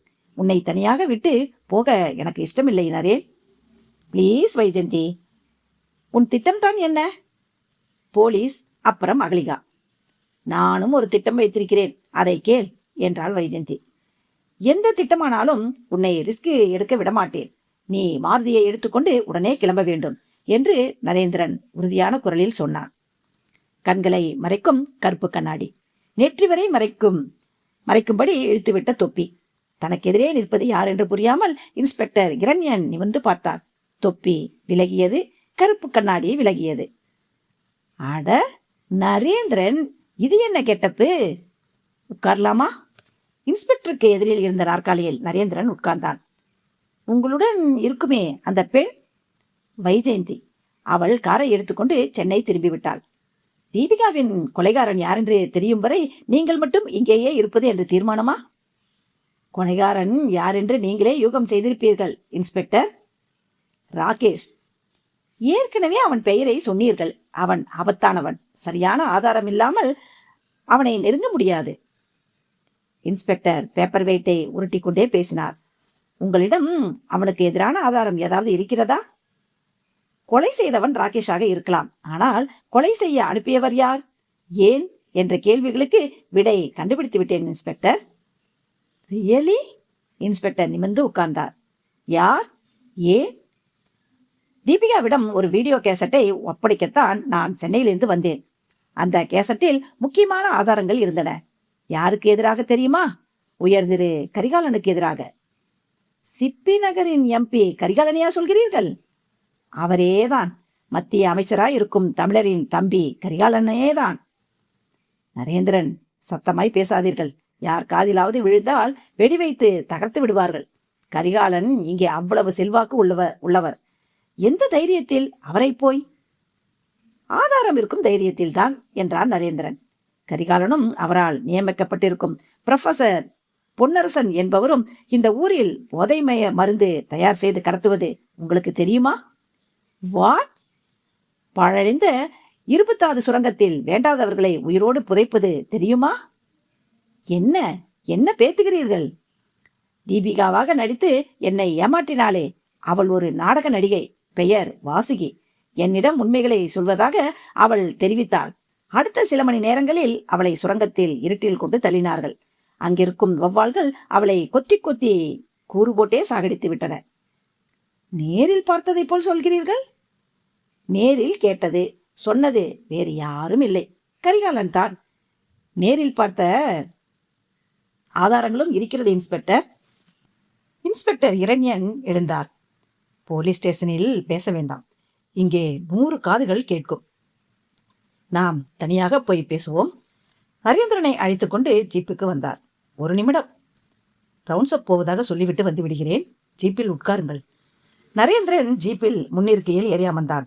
கருப்பு கண்ணாடி, நெற்றி வரை மறைக்கும் தொப்பி இரண்டையும் அணிந்தான். சற்று நேரத்தில் இன்ஸ்பெக்டர் இரண்யன் டிரைவர் இருக்கையில் வந்து அமர்ந்தார். ஜீப்பை கிளப்பினார். 5 வினாடிகளில் ஜீப் வேகம் பிடித்தது. கடற்கரையோகம் இருந்த தென்னந்தோப்பிற்குள் செலுத்தி நிறுத்தினார். சொல்லுங்கள் நரேந்திரன் என்று ஒரு சிகரெட்டை எடுத்து பற்ற வைத்துக் கொண்டார். தீபிகாவின் கொலை வழக்கில் நான் விசாரணைகளை மேற்கொண்டேன். தீபிகாவாக நடித்தது வாசுகி என்ற நாடக நடிகை என்று கண்டுபிடித்தேன். கரிகாலன் எம்பி பற்றிய ஆதாரங்கள் தான் தீபிகாவின் கேசட்டில் இருந்தன என்று கண்டுபிடித்தேன். சிப்பி டைம்ஸ் பத்திரிகையின் ஆசிரியரை சந்தித்தது பற்றி சொல்லவில்லை. அகலிகாவை பற்றியும் சொல்ல வேண்டாம் என முடிவு செய்தான். என்னையும் வைஜந்தியையும் கரிகாலனின் ஆட்கள் பிடித்து போனார்கள். அவர் முன் நிறுத்தினார்கள். ஆதாரங்களை வைத்திருந்த தீபிகாவின் கதி என்ன ஆயிற்று தெரியுமா? நீ தேடிப்போன நாடக நடிகை வாசுகியின் கதி என்ன ஆயிற்று தெரியுமா என்று மிரட்டினார். வௌவால்கள் நிரம்பிய பழடைந்த சுரங்கத்தில் என்னையும் வைஜந்தியையும் கொண்டு தள்ளினார்கள். அங்கே வாசுகி வௌவால்களால் தாக்கப்பட்டு எலும்பு குவியலாக கிடந்ததையும் பார்த்தோம். நாங்கள் தப்பிக்க கூடாது என்பதற்காக இரும்புச் சங்கிலிகளால் கட்டி போட்டார்கள். ஆனால் என்னிடம் இருந்த கள்ளச்சாவியால் திறந்து தப்பித்தோம். நரேந்திரன் நிறுத்தினான். இன்ஸ்பெக்டர் உன்னிப்பாக கவனித்துக் கொண்டிருந்தார். சுரங்கப்பாதையில் வௌவால்கள் துரத்த துரத்த கிடைத்த வழியில் எல்லாம் புகுந்து ஓடினோம். ஒரு இடத்தில் வெளியே வந்த போது பார்த்தால் அங்கு ஒரு ஆராய்ச்சி கூடம் போல ஒரு அமைப்பு. உண்மையில் அது ஆராய்ச்சி கூடம் இல்லை. ஐஸ்கிரீம்களிலும் சுயிங்கம்களிலும் போதை மருந்துகள் கலக்கும் சிறு தொழிற்சாலை என்பதை கண்டுபிடித்தோம். அங்கே கரிகாலனின் மறுபடியும் மாட்டிக்கொண்டோம். மறுபடி சுரங்கத்தில் தூக்கி போட்டார்கள். இந்த முறை தப்பித்து வெளியேறிய வழியில் போதை மருந்துகளை பதுக்கி வைக்கும் குடோன் போன்ற அறையை பார்த்தோம். கரிகாலனின் ஆட்களிடமிருந்து தப்பித்தோம். வைஜந்தியை அனுப்பிவிட்டு இதோ நான் உங்கள் எதிரில். நரேந்திரன் இன்ஸ்பெக்டரிடமிருந்து ஒரு சிகரெட்டை வாங்கி பட்ட வைத்தான். நீங்கள் சொன்னதெல்லாம் சினிமா கதை போல இருக்கிறது நரேன். நம்ப முடியவில்லையா? நானும் முதலில் நம்பியிருக்க மாட்டேன் இன்ஸ்பெக்டர். நேரிலேயே பார்த்ததை தான் சொல்கிறேன். என்னுடன் இப்போதே வாருங்கள் இன்ஸ்பெக்டர். போதை மருந்து வைத்திருக்கும் குடோன் அறையையும் ஐஸ்கிரீமிலும் சுயங்கத்திலும் போதை மருந்து கலக்கப்படும் தொழிற்கூடத்தையும் காட்டுகிறேன். Are you sure? கரிகாலன் மிகுந்த செல்வாக்கு உள்ளவர். இந்த ஊரில் அவருக்கு ரொம்ப நல்ல பெயர். அனாவசியமாக அவரை பகைத்து கொள்ள நான் தயாராக இல்லை. நான் தப்பித்து 2 மணி நேரம் கூட ஆகவில்லை இன்ஸ்பெக்டர். சென்னையில் எனக்கு தெரிந்த இன்ஸ்பெக்டர் பால்ராஜிடம் பேசினேன். சிப்பி நகர் அவருடைய ஏரியா இல்லை. தமிழ்நாடு போலீஸ் கூட இல்லை. பாண்டிச்சேரி போலீஸின் எல்லை என்றார். பாண்டிச்சேரி டிஎஸ்பியிடம் பேசுவதாகவும் சொல்லியிருக்கிறார். அதற்கு முன் உங்கள் மூலம் குற்றம் நடக்கும் இடங்களை ஒரு முறை கவனிக்க சொன்னார். நீங்கள் சொல்வது உண்மையாய் இருந்தால் இது ஒரு பெரிய வெடிகுண்டு நரேன். நான் தனியாக வருவதை விட போலீஸ் படையையே அழைத்து கொள்வதுதான் புத்திசாலித்தனம். எம்பியின் இருப்பிடம் என்பதால் மேலிடத்தில் முதலில் அனுமதி வாங்கிக் கொள்கிறேன். ஜீப்பில் இருந்த ஒயர்லெஸ் சாதனம் மூலம் பேசினார். கம் என்றார். அத்தியாயம் 9. ஜீப் மேடுகளில் குதித்து முன்னேறியது. இந்த இடதுதான் என்றான் நரேந்திரன். இடதுபுறம் திரும்பியது. ஜீப்பிலிருந்து சிறிது இடைவெளி விட்டு ஒரு வேனில் 16 கான்ஸ்டபிள்கள் ஆயுதங்களோடு தொடர்ந்தனர். இங்கேதான், நிறுத்துங்கள் என்றான் நரேந்திரன். புழுதியை பறக்கவிட்டுக் கொண்டு ஜீப் நின்றது. பின்னாலேயே போலீஸ் வேனும் நின்றது. நரேந்திரன் ஜீப்பிலிருந்து குதித்து இறங்கினான். இளம் வெயில் அங்கிருந்த தாது குவியல்களின் மீது படிந்து கூரான நிழல்களை தீற்றியிருந்தது. இன்ஸ்பெக்டரும் அவருக்கு பின்னால் 2 கான்ஸ்டபிள்களும் நரேந்திரனின் பின்னே நகர்ந்தனர். இங்கேதான் என்று வேகமாக பேசிய நரேந்திரன் சற்று குழம்பி சுற்றும் முற்றும் பார்த்தான். அவன் குறிப்பிட்ட இடத்தில் குடோன் கதவு இருந்திருக்க வேண்டும். ஆனால் மண்குவியல் தான் இருந்தது. காலில் ஏதோ இடற குனிந்து பார்த்தான். கதவின் இரும்பு தாழ்பால் தனியே சிதறி கிடந்தது. இன்ஸ்பெக்டர், நரேந்திரன் பதட்டத்துடன் திரும்பினான். ஆங்காங்கே சிதறியிருந்த சிறு மரப்பலகைகளை சுட்டிக்காட்டினான். இவையெல்லாம் கதவில் பதிந்திருந்த சட்டங்கள். இந்த இடத்தை வெடிவைத்து தகர்த்து விட்டார்கள். என்ன நரேன், பேத்துகிறாய்? நரேந்திரன் பதட்டத்துடன் சுற்றுமுற்றும் பார்த்தான். காற்றில் புழுதியின் தூசி இன்னும் மிதந்து கொண்டிருந்தது. 1-2 பட்சிகள் மட்டுமே அந்த பகுதியில் நடமாடின. வேறு நடமாட்டம் இல்லை. சுரங்கத்தில் வழி ஏற்படுத்திக் கொள்ள அவ்வப்போது வெடிவெடிப்பதால் அந்த சத்தம் யாருடைய கவனத்தையும் கவர்ந்திருக்காது என்றான் நரேந்திரன். நல்ல வேளை, கரிகாலனின் நாட்கள் இங்கே யாரும் இல்லை என்றார் இன்ஸ்பெக்டர் இரண்யன். அவர் சொல்லி முடிப்பதற்குள் புழுதி கிளப்பிக் கொண்டு ஒரு ஜீப் வந்து நின்றது. அதிலிருந்து இறங்கியவனை பார்த்ததும் நரேந்திரன் அதிர்ந்தான். ஹோட்டல் சிப்பியில் ரூம் நம்பர் 207 முதலில் அவன் சந்தித்த பசுபதி, போலி பசுபதி. இன்ஸ்பெக்டர், இவன் என்று ஆரம்பித்த போது அவர் இடைமறித்தார். நரேன், மீட் மிஸ்டர் நிலாமகன், கரிகாலனின் தம்பி. இவர்தான் இரும்பு தொழிற்சாலையின் முதல் பார்ட்னர். நான் உங்களை ஏற்கனவே பார்த்திருக்கிறேன் மிஸ்டர் பசுபதி என்றார் நரேந்திரன். என் பெயர் நிலாமகன் என்று அவன் புன்னகை விரித்தான். உங்கள் பெயர்? நரேந்திரன், சுரங்கத்திலிருந்து மீண்டு வந்த நரேந்திரன். என்ன விஷயமாக இன்ஸ்பெக்டர் எங்கள் ஏரியாவுக்கு வந்திருக்கிறீர்கள்? சொல்லி அனுப்பியிருந்தால் உதவிக்கு இங்கே ஆட்களை இருக்க சொல்லியிருப்பேனே. இங்கே காலையில் ஒரு குடோன் இருந்தது. அதை காட்டலாம் என்று இன்ஸ்பெக்டரை அழைத்து வந்தேன். ஆனால் யாரோ நல்ல மனிதர்கள் குடோனை வெடிவைத்து தகர்த்து தரைமட்டமாக்கி விட்டார்கள் என்றான் நரேந்திரன். குடோனா? இங்கேயா? கிரேட் ஜோக் என்று சிரித்தான் நிலாமகன். 5 வருடத்துக்கு மேலாக இங்கே வந்து போய் கொண்டிருக்கிறேன். இங்கே ஒரு குடோன் இருந்ததாக நான் பார்த்ததே இல்லையே. சாரி மிஸ்டர் நிலாமகன், ஒரு தவறான தகவலின் பேரில் இங்கு வந்துவிட்டேன் என்றார் இன்ஸ்பெக்டர் இரண்யன் மன்னிப்பு கோரும் தோரணையில். குடோன் இருந்தாலும் அதில் ஏதாவது குற்றம் இருக்கிறதா என்ன உங்களை வரவழைக்க? குடோனில் போதை மருந்துகளை பார்த்தேன், அதனால் அவரை கூட்டி வந்தேன் என்றான் நரேந்திரன் விரைப்பாக. போதை மருந்தா? நிலாமகன் முகத்தில் அதிர்ச்சி. அந்த நாச வேலைகள் கூடவா சிப்பி நகரில் நடக்கின்றன? இந்த ஏரியாவில் நிறைய மேடுகள் இருக்கும், தாது குவியல்கள் இருக்கும். ஒரு இடத்தை பார்த்தால் இன்னொரு இடம் போல குழப்பம் ஏற்படும். நீங்கள் வேறெங்கோ எதையோ பார்த்துவிட்டு இங்கே வந்து தேடிக்கொண்டிருக்கிறீர்களோ? அடுத்தது நாம் உங்கள் ஆராய்ச்சி கூடத்திற்கு போகிறோம் நிலாமகன் என்றான் நரேந்திரன்.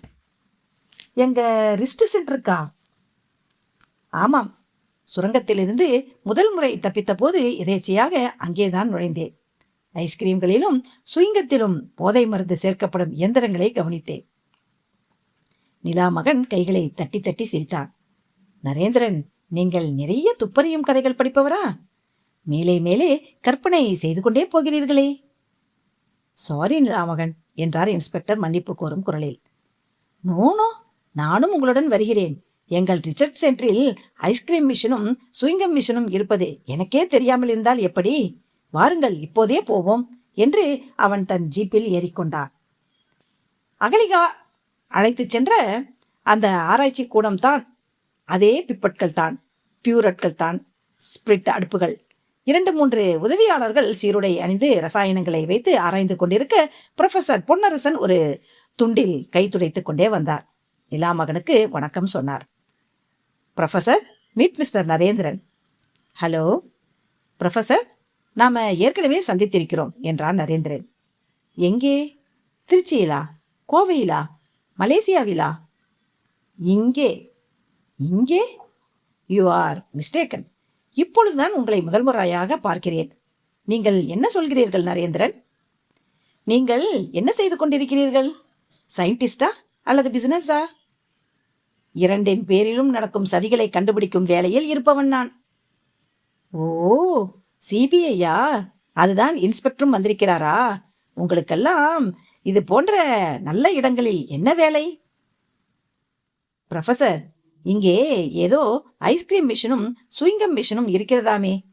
நரேந்திரன் கனவில் வந்ததாம் என்றான் நிலாமகன். ஐஸ்கிரீம், சுயிங்கம்? ப்ரொஃபசர் புருவங்கள் நெறிப்பட்டன. இன்ஸ்பெக்டர், இங்கே இரும்பு தாது பொருட்களை பற்றிய ஆராய்ச்சி வெகு நாட்களாக தொடர்ந்து நடக்கிறது. ஐஸ்கிரீமிற்கும் எங்களுக்கும் தொடர்பு இல்லை. இருந்தாலும் நரேந்திரன் ஆசைப்பட்டபடி இந்த ரிசர்ச் சென்டரை நீங்கள் சுற்றி பார்க்கலாம் என்றான் நிலாமகன். இன்ஸ்பெக்டர் இரண்யன் தயங்கினார். ப்ளீஸ், சந்தேகங்களை தீர்த்து கொள்வதுதான் இருவருக்குமே நல்லது. என்ன நரேன் சொல்கிறீர்கள்? நரேந்திரன் எதுவும் பேசவில்லை. முந்தின நாள் அகலிகா அழைத்து போய் காட்டிய அறைகளில் நுழைந்து பார்த்தால் ஐஸ்கிரீம் இயந்திரமும் சுயிங்கம் இயந்திரமும் காணாமல் போயிருந்தன. அங்கும் ஏதோ ஆராய்ச்சி குடுவைகள் தான் இருந்தன. அகலிகா இருந்தாள்.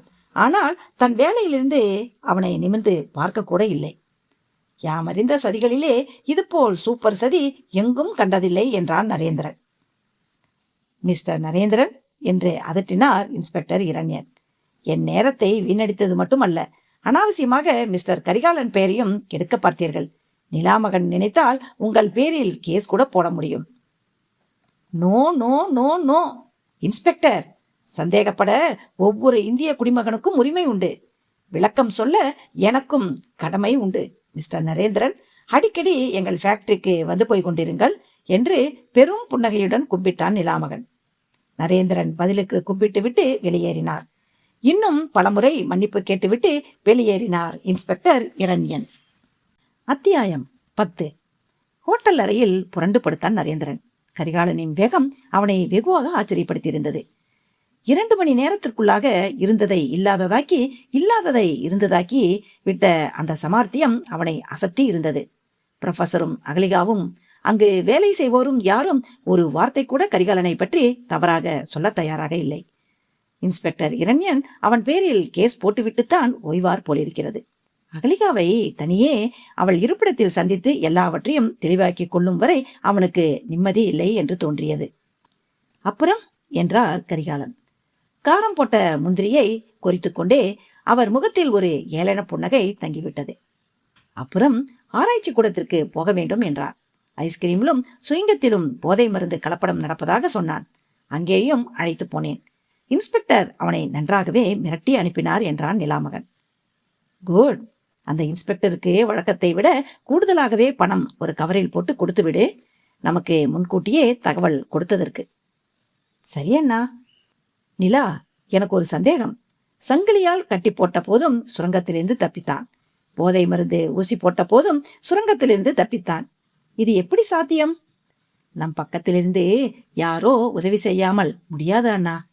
போதை மருந்தை ஏற்றினால் குறைந்தது 4-5 மணி நேரத்திற்காவது அதன் விளைவு அவனிடம் இருக்க வேண்டும். ஆனால் நரேந்திரன் ரொம்ப தெளிவாக இருந்தாள். எனக்கு ஒருத்தி மேல்தான் சந்தேகம். எனக்கும் தான் அண்ணா. சந்தேகத்துக்கு உரியவர்களை முடித்து விடுகிறேன் அண்ணா. நீ வேண்டாம், நானே போகிறேன். என்ன இருந்தாலும் அவள் பெண். எனக்கு எத்தனையோ நாட்கள் சந்தோஷம் தந்தவள்.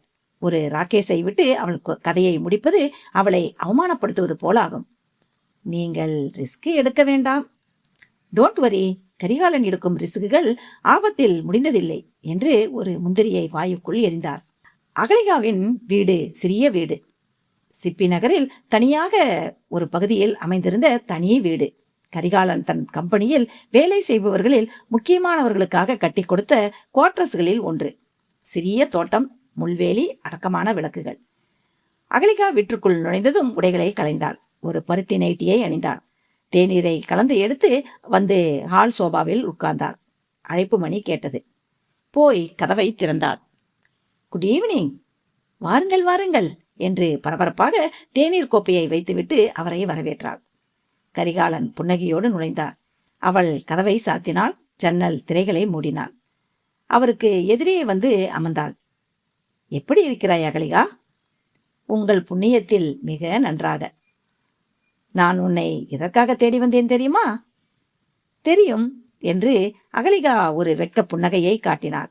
நைட்டியின் பொத்தான்களில் கை வைத்தாள். நீ நினைப்பது போல அதற்காக வரவில்லை. அதற்காக வந்த நாட்கள் உண்டு. ஆனால் இன்றைக்கு ஒன்றிரண்டு விஷயங்களை தெளிவுபடுத்திக் கொள்ளலாம் என்றுதான் வந்தேன். அவர் முகத்தில் வெளிச்சம் சிதறி விழுந்தது. புன்னகை மாறாமல் பேசினார். தீபிகா என்று ஒரு பெண் பத்திரிகை நிருபராம். அவளிடம் நமக்கு எதிராக ஒரு ஆதாரம் இருப்பதாக தெரிந்தது. சமார்த்தியமாக அந்த ஆதாரத்தை கைப்பற்றினோம். அது என்ன தெரியுமா? ஒரு மினி வீடியோ கேசட். அதை இயக்கி பார்த்தபோது அதில் என்ன இருந்தது தெரியுமா? தெரிந்தால் ஆச்சரியப்பட்டு போவாய். கரிகாலன் நிறுத்திவிட்டு அவள் முகத்தையே ஆர்வமாக பார்த்தார். அகலிகா எந்த உணர்ச்சியும் காட்டவில்லை. சுரங்கத்தின் முடிவில் ஒரு குகை அறையை நாம் குடோனாக பயன்படுத்தி வந்தோமே, அதை படம் பிடித்திருந்தாள். அப்புறம் நம் ஆராய்ச்சி கூடத்தில் ஐஸ்கிரீம் மிஷினையும் சுயங்கம் இயந்திரத்தையும் படம் பிடித்திருந்தாள். நம் விவகாரங்கள் எல்லாம் அவளுக்கு எப்படி தெரிந்தது? எனக்கு ரொம்ப ஆச்சரியம். அந்த கேசட்டை எரித்து சாம்பலாக்கிய பிறகுதான் எனக்கு நிம்மதி. அகலிகா கவனமாக கேட்டாள். அவள் கதை முடிந்த கையோடு புது பிரச்சனை ஒன்று ஆரம்பித்தது. நரேந்திரன் அவனும் வைஜெயந்தியும் நீளமான மூக்குகளை வைத்து மோப்பம் பிடிக்க ஆரம்பித்தார்கள். தீபிகாவாக நடித்த நடிகை வாசுகியை தேடி போய்விட்டார்கள்.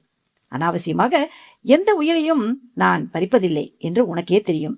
ஆனால் ஆபத்து என்று வரும்போது எந்த உயிரும் எனக்கு பெரிதல்ல என்றும் உனக்கு நன்றாக தெரியும். வாசுகியை இழுத்து வந்து வௌவால்களுக்கு உணவாக போட்டான் ராகேஷ். நரேந்திரனையும் வைஜெயந்தியையும் நம் சுரங்கத்தில் சங்கிலியால் கட்டி போட்டுவிட்டு வந்தார்கள். ஆனால் யமகாதகர்கள் தப்பித்து ஆராய்ச்சி கூடத்திற்கு வந்துவிட்டார்கள். அங்கே நீ போதை ஊசி போட்டாய். மறுபடியும் அவர்கள் சுரங்கத்தில் கொண்டு தள்ளினோம். ஆச்சரியம், மறுபடியும் அவர்கள் தப்பித்து விட்டார்கள். எனக்கு குழப்பமாய் இருக்கிறது அகலிகா.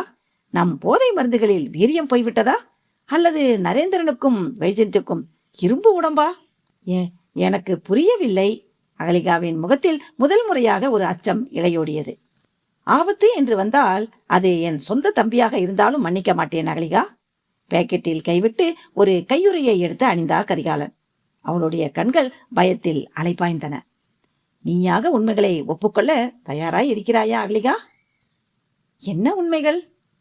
எனக்கு எதிராக நீ செயல்பட்டதற்கான காரணங்கள். தீபிகாவை நம் இடத்திற்கு அழைத்து போய் படம் எடுக்க உதவி செய்ததற்கான காரணங்கள். நரேந்திரனையும் வைஜெயந்தியையும் தப்பிக்க வைக்க எடுத்துக்கொண்ட முயற்சிகள். நான் ஒன்றும் அறியாதவள் என்று நானும் நம்பியிருப்பேன். ஆனால் போதை ஊசி போடும் மருந்து எடுத்து வந்தவள் நீ. உன்னை நம்பித்தான் நரேந்திரனுக்கும் வைஜெயந்திக்கும் அந்த ஊசியை செலுத்தினோம். ஆனால் அவற்றில் போதை மருந்து இல்லை என்பது அவர்கள் தப்பித்திலிருந்தே தெரிந்துவிட்டது. ஏன் அகலிகா எனக்கு எதிராக மாறினாய்? அப்படியெல்லாம் நான் எதுவுமே செய்யவில்லை.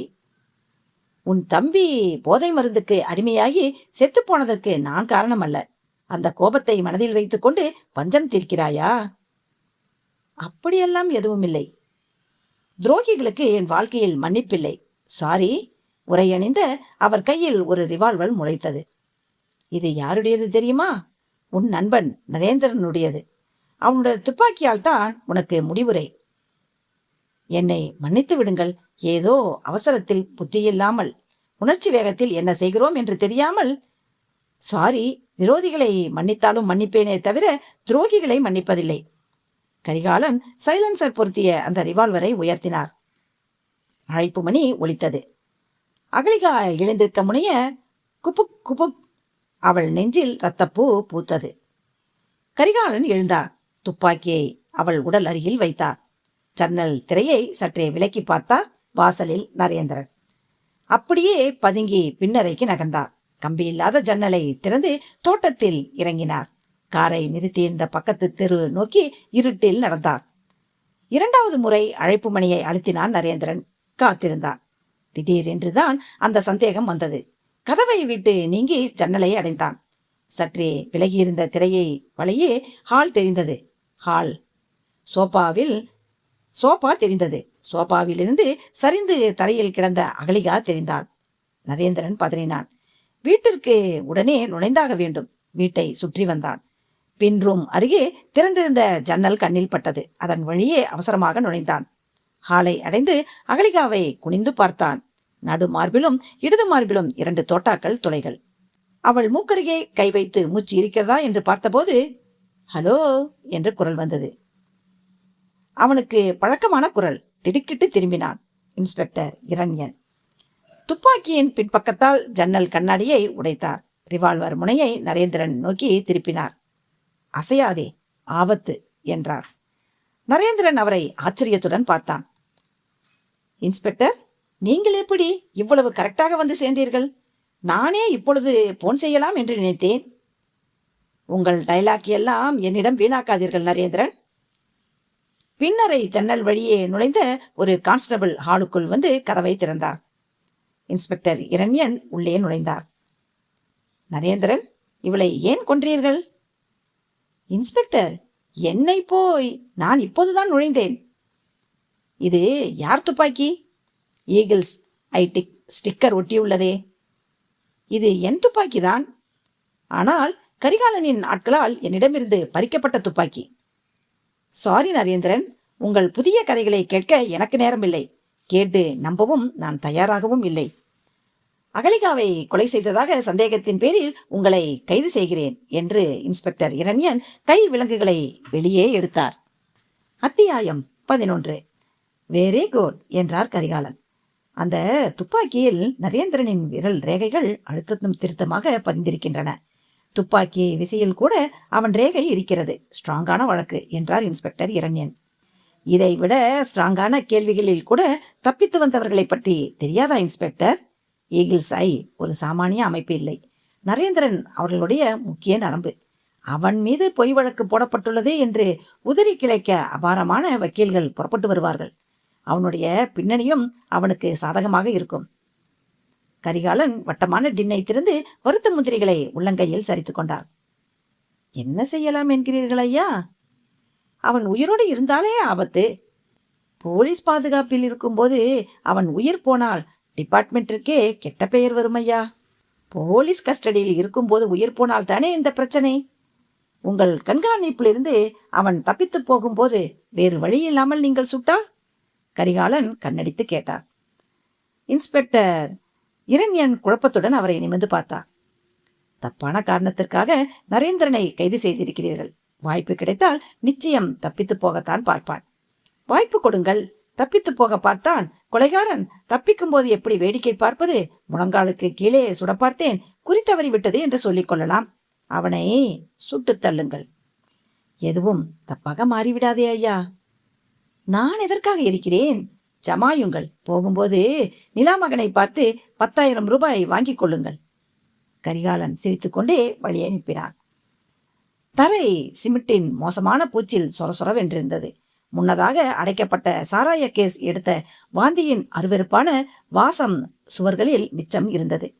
நரேந்திரன் அந்த லாக்கப்பை வெறுத்தான். வைஜந்தி என்ன பண்ணுகிறாள்? ஜான்சுந்தர் என்ன பண்ணுகிறான்? சென்னையுடன் போன் பேச வேண்டும் என கேட்டபோது முதலில் மறுத்த இன்ஸ்பெக்டர் அவன் சட்டத்தை குறிப்பிட்டு மிரட்டிய போது வேறு வழியின்றி பணிந்தார். வைஜந்தியையும் விசாரிக்க வேண்டும் என்று ராமதாசிடம் அவரே பேசி அவளையும் சிப்பி நகருக்கு அனுப்பி வைக்குமாறு சொன்னார். பூட்ஸுகளின் சத்தம் கேட்டு நரேந்திரன் நிமிர்ந்தான். இன்ஸ்பெக்டர் இரண்யன். உன்னை பாண்டிச்சேரி சிறைக்கு மாற்றச் சொல்லி உத்தரவு. நாளைக்கு கோர்ட்டு திறந்ததும் நீதிபதியின் முன் நிறுத்த வேண்டும். இந்த லாக்கப்பு உனக்கு உகந்ததல்ல. புறப்படு. இந்த லாக்கப்பை விட வேறு எந்த இடமாயிருந்தாலும் பரவாயில்லை என நரேந்திரனுக்கு தோன்றியது. எழுந்தான். இன்ஸ்பெக்டர் இரண்யன் அவன் கைப்பிடித்து வெளியே அழைத்து வந்தார். நரேந்திரன் கடிகாரத்தை பார்த்தான். மணி இரவு 10:30. இந்த இரவு நேரத்தில் சிறை மாற்ற அவசியம் என்ன என்று அவனுக்கு புரியவில்லை. ஆனால் அவனுடைய புலன்கள் கூராயிருந்தன. டிரைவர், அவர் பக்கத்தில் இன்ஸ்பெக்டர். ஜீப்பின் பின்புறம் 2 கான்ஸ்டபிள்களுக்கு நடுவே நரேந்திரன். ஜீப் புறப்பட்டது. இன்ஸ்பெக்டர் இரண்யன் ஹோல்டிலிருந்து தன் ரிவால்வரை எடுத்து சரிபார்த்து வைப்பதை நரேந்திரன் பார்த்தான். அகலிகாவின் வீட்டிலிருந்து அழைத்து வரும்போது கூட அவன் கைகளில் விலங்குகள் மாட்டிய இன்ஸ்பெக்டர் இந்த ராத்திரி நேரத்தில் அலட்சியமாக 2 சொத்தை கான்ஸ்டபிளுக்கு நடுவில் அவனை உட்கார வைத்திருப்பதன் காரணம் அவனுக்கு புரியவில்லை. பாண்டிச்சேரிக்கு போவதாயிருந்தால் ஜீப் ஏன் இந்த சுற்று வழியில் சிப்பி நகரின் கடற்கரை சாலையை நோக்கி செலுத்தப்படுகிறது என்ற கேள்விக்கும் இடையில்லை. கடற்காற்று ஜீப்பிற்குள் புகுந்து வீசியது. லாக்கப்பின் நாற்றம் பிடித்த காற்றை சுவாசித்து வீணாயிருந்த நுரையீரல்களுக்கு இந்த புத்தம் புதிய காற்று பெரும் ஆறுதலாக இருந்தது. நெஞ்சு நிறைய இழுத்து நிரப்பிக் கொண்டான். சற்று இருட்டான பகுதியில் ஜீப் பயணம் செய்யும் போது ஸ்டாப் என்றார் இன்ஸ்பெக்டர். சற்று தூரத்தில் ஆர்ப்பரிக்கும் கடல் அலைகளின் ஹோ என்ற இரைச்சல். ஜீப் நிறுத்தத்திற்கு வந்தது. இன்ஸ்பெக்டர் பின்பக்கம் சென்றார். அர்ஜென்ட் பாத்ரூமே, நான் போய் வரும் வரை கவனமாக இருங்கள். நரேந்திரன் யமகாதகன் என்றார் கான்ஸ்டபிள்களிடம். இறங்கினார். ரிவால்வரை ஹோல்டரிலிருந்து சட்டென்று எடுக்க வசதியாக பாதி வெளியே இழுத்து விட்டதையும் நரேந்திரன் பார்த்தான். இன்ஸ்பெக்டர் ஜீப்பிலிருந்து 10 அடி தள்ளி இருட்டை நோக்கி திரும்பினார். டிரைவர் இறங்கி வேறொரு இருட்டு பகுதியில் திரும்பி நின்றான். இதைவிட அருமையான வாய்ப்பு எப்போது கிடைக்கப் போவதில்லை. நரேந்திரன் சரேரென 2 கான்ஸ்டபிள்களையும் 2 கைகளால் பிடித்து இருபுறமும் தள்ளினான். அவர்கள் ஜீப்பிற்குள் மல்லாந்து விழுந்தார்கள். நரேந்திரன் ஜீப்பிற்கு வெளியே குதித்தான். அதற்காகவே காத்திருந்தது போல இன்ஸ்பெக்டர் இரண்யன் சரேரென திரும்பினார். ரிவால்வரை இயக்கினார். இருட்டில் அமைதியை கிழித்து டுமீல் என்று சத்தம் அதிரடித்தது. நரேந்திரன் கடல் நோக்கி ஓடுவான். திறந்த வெளியில் சுடுவது சுலபம் என்று அவர் நினைத்திருக்கலாம். நரேந்திரன் ஒரே தாவலில் ஜீப்புக்கு அடியில் போய்விட்டான். இன்ஸ்பெக்டர் குழம்பினார். இருட்டில் குனிந்து ஜீப்பிற்கு அடியில் தேடுவது அவ்வளவு சுலபமில்லை. டயரிலோ அல்லது டீசல் குழாயிலோ தோட்டா பாய்ந்து விட்டால் ஜீப் உபயோகமற்று போய்விடும். இன்ஸ்பெக்டர் சுடும்போது கவனிக்க வேண்டாம் என்று டிரைவருக்கும் கான்ஸ்டபிள்களுக்கும் உத்தரவு என்பதால் அவர்களாக வெளியே வந்து நரேந்திரனை மடக்க முயற்சி செய்ய மாட்டார்கள் என்பது இன்ஸ்பெக்டருக்கு தெரியும். குனிந்தார். மண்டியிட்டு அமர்ந்து டார்ச் எடுத்து ஜீப்பின் கீழ் வெளிச்சம் பாய்ச்சினார். எங்கிருந்தோ காற்றில் ஒரு கால் வட்டமிட்டு வந்தது. டார்ச்சை எட்டி உதைத்தது. நார்த் ஸ்டார் அணிந்த கால். இன்ஸ்பெக்டர் இரண்யன் மிரண்டு துப்பாக்கியை உயர்த்த இன்னொரு கால் அவர் மணிக்கட்டில் ஓங்கி உதைத்தது. துப்பாக்கி அவர் கையில் இருந்து கழன்று எகிரியது. தன்னை தாக்குவது யார் என்று இன்ஸ்பெக்டர் உணரும் முன் அவர் முகத்தில் ஒரு முஷ்டி மோதியது. உள்ளே 2 பற்கள் ஆட்டம் கண்டன. இன்ஸ்பெக்டர் புரண்டு விழுந்தார். கடற்கரை மணலில் முகம் புதைந்தது. நிலைமை விபரீதமாவதை கவனித்து டிரைவர் ஓடிவர நரேந்திரன் ஜீப்பிலிருந்து பாய்ந்து அவன் கால்களுக்கு குறுக்கே தன் கால்களை செலுத்தினான். டிரைவர் குப்புறமடித்து விழுந்து தார் ரோட்டில் சற்று தூரம் தேய்த்து கொண்டு போக நரேந்திரன் அவன் மீது பாய்ந்தான். தலைமுடியை பற்றி தரையில் நங்கென்று மோதினான். நரேன், குவிக் என்ற இருட்டிலிருந்து குரல் பறந்து வந்தது. ஜான் சுந்தரின் குரல். நரேந்திரன் டிரைவரை விடுத்து குரல் வந்த திசையை நோக்கி தாவி ஓடினான். ஒலிம்பிக் ஓட்டம். டுமீல் என்ற இன்னொரு சத்தம். ஜீப்பின் முன்டயர் வெடித்தது. நான் தான் என்றான் ஜான் சுந்தர் நரேந்திரனுடன் ஓடிக்கொண்டே. அந்த தென்னந்தோப்பிற்குள் புகுந்துவிடு. கான்ஸ்டபிள்கள் உசாராகி எழுந்து இன்ஸ்பெக்டர் தள்ளாடி எழுந்து டிரைவர் கையூன்றி எழுந்து தோப்பை நோக்கி ஓடிய போது ஒரு மோட்டார் சைக்கிள் உரிமை புறப்படும் சத்தம் கேட்டது. இன்ஸ்பெக்டர் ஜீப்பிலிருந்து வயர்லெஸில் பேச ஓடினார். அத்தியாயம் 12. அந்த அறையில் மங்கலான வெளிச்சத்தை இரவு விளக்குகள் தூவிக்கொண்டிருந்தன.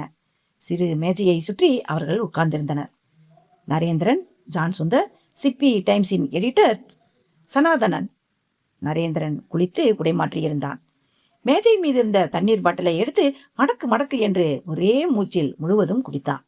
மறுபடியும் சொல்கிறேனே என்று யோசிக்காதீர்கள் சார் என்று சனாதனை பார்த்தான்.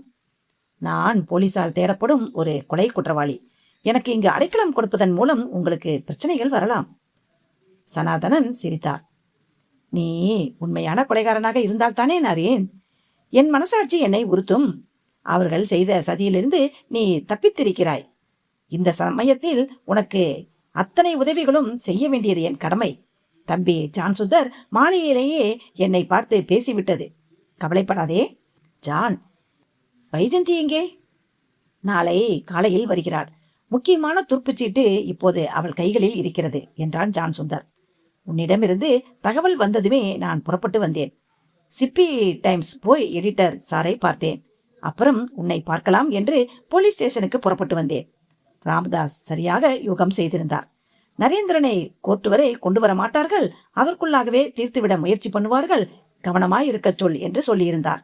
அதே போல இன்ஸ்பெக்டர் ஜீப்பில் ஏற்றினார். தன் ரிவால்வரை தளர்த்தி கொண்டதும் எனக்கு புரிந்துவிட்டது. உங்கள் ஜீப்பை மறைவாக தொடர்ந்தேன். இன்ஸ்பெக்டர் துப்பாக்கியை உயர்த்தியதும் 2வது முறை சுடுவதற்கு முன் நான் அவர் துப்பாக்கியை பார்த்து சுடலாமா என்று யோசித்தேன். அதைவிட அவரை நெருங்கி ஒரே உதையில் அடக்க முடிந்தது. ஜான், நாளைக்கு பெரிய அளவில் மனித வேட்டை ஆரம்பிக்கலாம். போலீஸ் காவலிலிருந்து தப்பிப்பது என்பது சட்டப்படி குற்றம். நானாக போய் சரணடைவதற்குள் ஒரு முக்கியமான வேலை இருக்கிறது என்றான் நரேந்திரன். என்ன? நாங்கள் போவதற்கு முன் சட்டென்று குடோனையும் போதை மருந்து தொழிற்சாலையும் கரிகாலன் இடம்பெயர்த்து விட்டார். அது இப்போது எங்கே என்று கண்டுபிடிக்க வேண்டும். சரியான விவரம் தெரிய வேண்டுமானால் இருவரில் ஒருவரை மடக்க வேண்டும். எந்த இருவரில்? நிலாமகன் அல்லது ராகேஷ். நிலாமகனுக்கு ஏக காவல் இருக்கும். அவனை சந்திப்பதற்கு நிறைய கெடுபிடி இருக்கும். ராகேஷை சந்திப்பது சற்று சுலபம் என்றான் சனாதனன். எங்கே இருப்பான்? சிப்பி நகரில் மீன்பிடி துறை ஒன்று இருக்கிறது. முத்து சிப்பி பண்ணைகள் தவிர கடல் மீன்களை வலை வீசி பிடித்து ஏற்றுமதி வியாபாரமும் செய்கிறார்கள். அந்த மீன்பிடி துறையில் மோட்டார் படகுகள் வரிசையாக நிற்கும். அங்கே காலை 7 முதல் 8 மணி வரை ராகேஷின் ராஜ்யம்தான். கரிகாலனுக்கு சொந்தமான படகுகளை ஓட்டுபவர்களை கவனித்து அவர்களின் பிரச்சனைகளை தீர்த்து கட்டுப்பாட்டிற்குள் வைத்திருப்பதற்காக அவன் தினமும் செய்யும் விசிட் என்றார் சனாதனன். ஜான் என்றான் நரேந்திரன். ஜான் சுந்தர் கட்டை விரலை உயர்த்தி நரேந்திரனின் கட்டை விரலுடன் இடித்தான். படகுத்துறையில் தன் காலை பணியை முடித்துவிட்டு ராகேஷ் தன் ஃபியட்டின் கதவை திறந்து ஏறினான். இன்ஜினின் சாவியை நுழைத்ததும் பின்கழுத்தில் ஒரு உலோக வட்டம் பதிந்தது. ராகேஷ், திரும்பி பார்க்காதே. நான் சொல்லும் திசையில் காரை ஓட்டு. இல்லை என்றால் குபுக், இந்த சைலன்சர் துப்பாக்கி உன் கழுத்தில் புட்டென்று ஓட்டை போட்டுவிடும் என்று குரல் வந்தது. ராகேஷின் உடல் விரைத்தது. சரித்திரம் திரும்புகிறது ராகேஷ். காரில் ஏறும் எத்தனையோ பேரை துப்பாக்கி வைத்து மிரட்டி உன் இஷ்டப்படி ஓட்டச் சொல்லி இருக்கிறாய். இப்போது எங்கள் முறை. கமான், ஓட்டு. உன் துப்பாக்கியை எடுத்தாலோ அல்லது வேறு ஏதாவது சாகசம் செய்ய நினைத்தாலோ அவசரக்கார துப்பாக்கிக்கு பொறுமை இருக்காது. நரேன் என்றான் ராகேஷ் திரும்பாமல். ஆமாம், நான் தனியாக இல்லை. என்னை விட துப்பாக்கி சுடுவதில் பயிற்சி அதிகமுள்ள என் நண்பனும் உடனிருக்கிறான். நரேன், உன்னை போலீஸ் தேடுகிறது. ஒரு கொலைக்காக தேடுகிறது. ராகேஷ் என்பவனையும் தீர்த்துவிட்டால் 2 கொலைகளுக்கும் சேர்த்து தேடட்டும். காரை எங்கே செலுத்த வேண்டும்? நேராக அதோ அங்கே இருக்கும் தென்னந்தோப்பிற்கு என்று நரேந்திரனின் குரல் வந்தது. ஃபியட் நிதானமான வேகத்தில் தென்னந்தோப்பை நெருங்கியது. தென்னந்தோப்பிற்கு வெகு நெருக்கமாக வந்ததும் சடார் என்று வேகத்தை அதிகப்படுத்தினான் ராகேஷ். தென்னை மரங்களுக்கு நடுவே ராட்சச வேகத்தில் காரை ஓட்டி வெகு திடீர் என்று சடன் பிரேக் அடித்தான். அந்த வேகத்தில் பின்னால் இருந்த நரேந்திரனின் உடம்பு முன்னிருக்கியின் மீது மோத அவன் கையில் இருந்த துப்பாக்கியை நழுவ பார்க்க ராகேஷ் காரை பிரேக் அடித்த வேகத்திலேயே இருக்கையில் படுத்து துப்பாக்கி பிடித்த கையை பற்றி இழுத்தான். அதே வேகத்தில் காரின் கதவை திறந்து வெளியே பாய்ந்தான். இந்த திடீர் செயல்களை நரேந்திரன் எதிர்பார்த்திருந்தான். துப்பாக்கியை நழுவ விடவில்லை. முன்னிருக்கியின் மீது அப்படியே குனிந்து வழுக்கி தன் மண்டையால் ராகேஷை மோத முனைந்தான். ராகேஷ் காருக்கு வெளியே நழுவி இறங்கியதும் காரின் பின்கதவு சடார் என்று திறந்து ஜான் சுந்தர் வெளிப்பட்டான். ராகேஷ் காலை அரைவட்டமாக செலுத்தி ஜான் சுந்தரை தாக்கினான். ஜான் சுந்தர் முழுவதும் வெளிப்படும் முன் தன் கால்களால் காரின் கதவை ராகேஷ் உதைத்ததில் கதவு ஜான் சுந்தரின் மீது மோதி அவனை நசுக்கியது. அவனுடைய வேகம் அபாரமாக இருந்தது. நரேந்திரன் முன் இருக்கைக்கு முழுவதுமாக நழுவி வெளியே வருவதற்குள் ராகேஷ் ஒரே பாய்ச்சலில் தென்னைகளின் அடர்த்தியான அணிவகுப்புக்குள் பாய்ந்து விட்டான். இடதும் வலதுமாக அவன் ஓட ஆரம்பிக்க துப்பாக்கியால் குறிவைப்பது கஷ்டமாக இருந்தது. சுற்றி வளைப்போம் என்று ஜான் சுந்தர் ஒரு திசையில் ஓடலானான். நரேந்திரன் வட்டமாக எதிர் திசையில் ஓடினான். ராகேஷ் ஒரு மரத்தின் பின்னால் மறைந்து தன் துப்பாக்கியை பிரயோகித்தான். தோட்டா நரேந்திரனை 5 அடி இடைவெளியில் தவறவிட்டு வீணானது. நரேந்திரன் ரிவால்வரின் விசையை இழுத்தான். ராகேஷ் மறைந்திருந்த தென்னையின் உடம்பில் தோட்டா பாய்ந்து அந்த அதிர்வில் மேலே இருந்து ஒரு தேங்காய் அவிழ்ந்து விழுந்தது. ஜான் சுந்தர் தன் ரிவால்வரை பயன்படுத்த ராகேஷ் ரிவால்வர் எகிரியது. ராகேஷ் மீண்டும் ஓட ஆரம்பித்தான். சில 100 மீட்டர்கள் ஓடுவதற்குள் தவறு புரிந்தது. இப்படி ஓடினால் நரேந்திரன், அப்படி ஓடினால் ஜான் சுந்தர். கடைசி சில மீட்டர்கள் போக்கு காட்டிவிட்டு கைகளை உயர தூக்கினான். அசையாமல் நின்றான். நரேந்திரன் அவனை நெருங்கி உடைகளை தட்டி வேறு ஆயுதம் இல்லை என்பதை நிச்சயித்துக் கொண்டான். உட்கார். ராகேஷ் உட்கார்ந்தான். ராகேஷ், எல்லாவற்றுக்கும் ஒரு முடிவு நாள் உண்டு. நரேந்திரன் அவன் கன்னத்தில் துப்பாக்கியின் முனையை அழுத்தினான். எனக்கு இப்போது ஒரு கேள்விக்கான விடை வேண்டும். உன் கேள்வி என்ன என்று எனக்கு தெரியும் என்றான் ராகேஷ். ஆமாம், தீபிகாவை நான் தான் கொலை செய்தேன். பசுபதியை நான் தான் தீர்த்து கட்டினேன். தெரிந்த பதிலுக்கு நான் கேள்வி கேட்கவில்லை.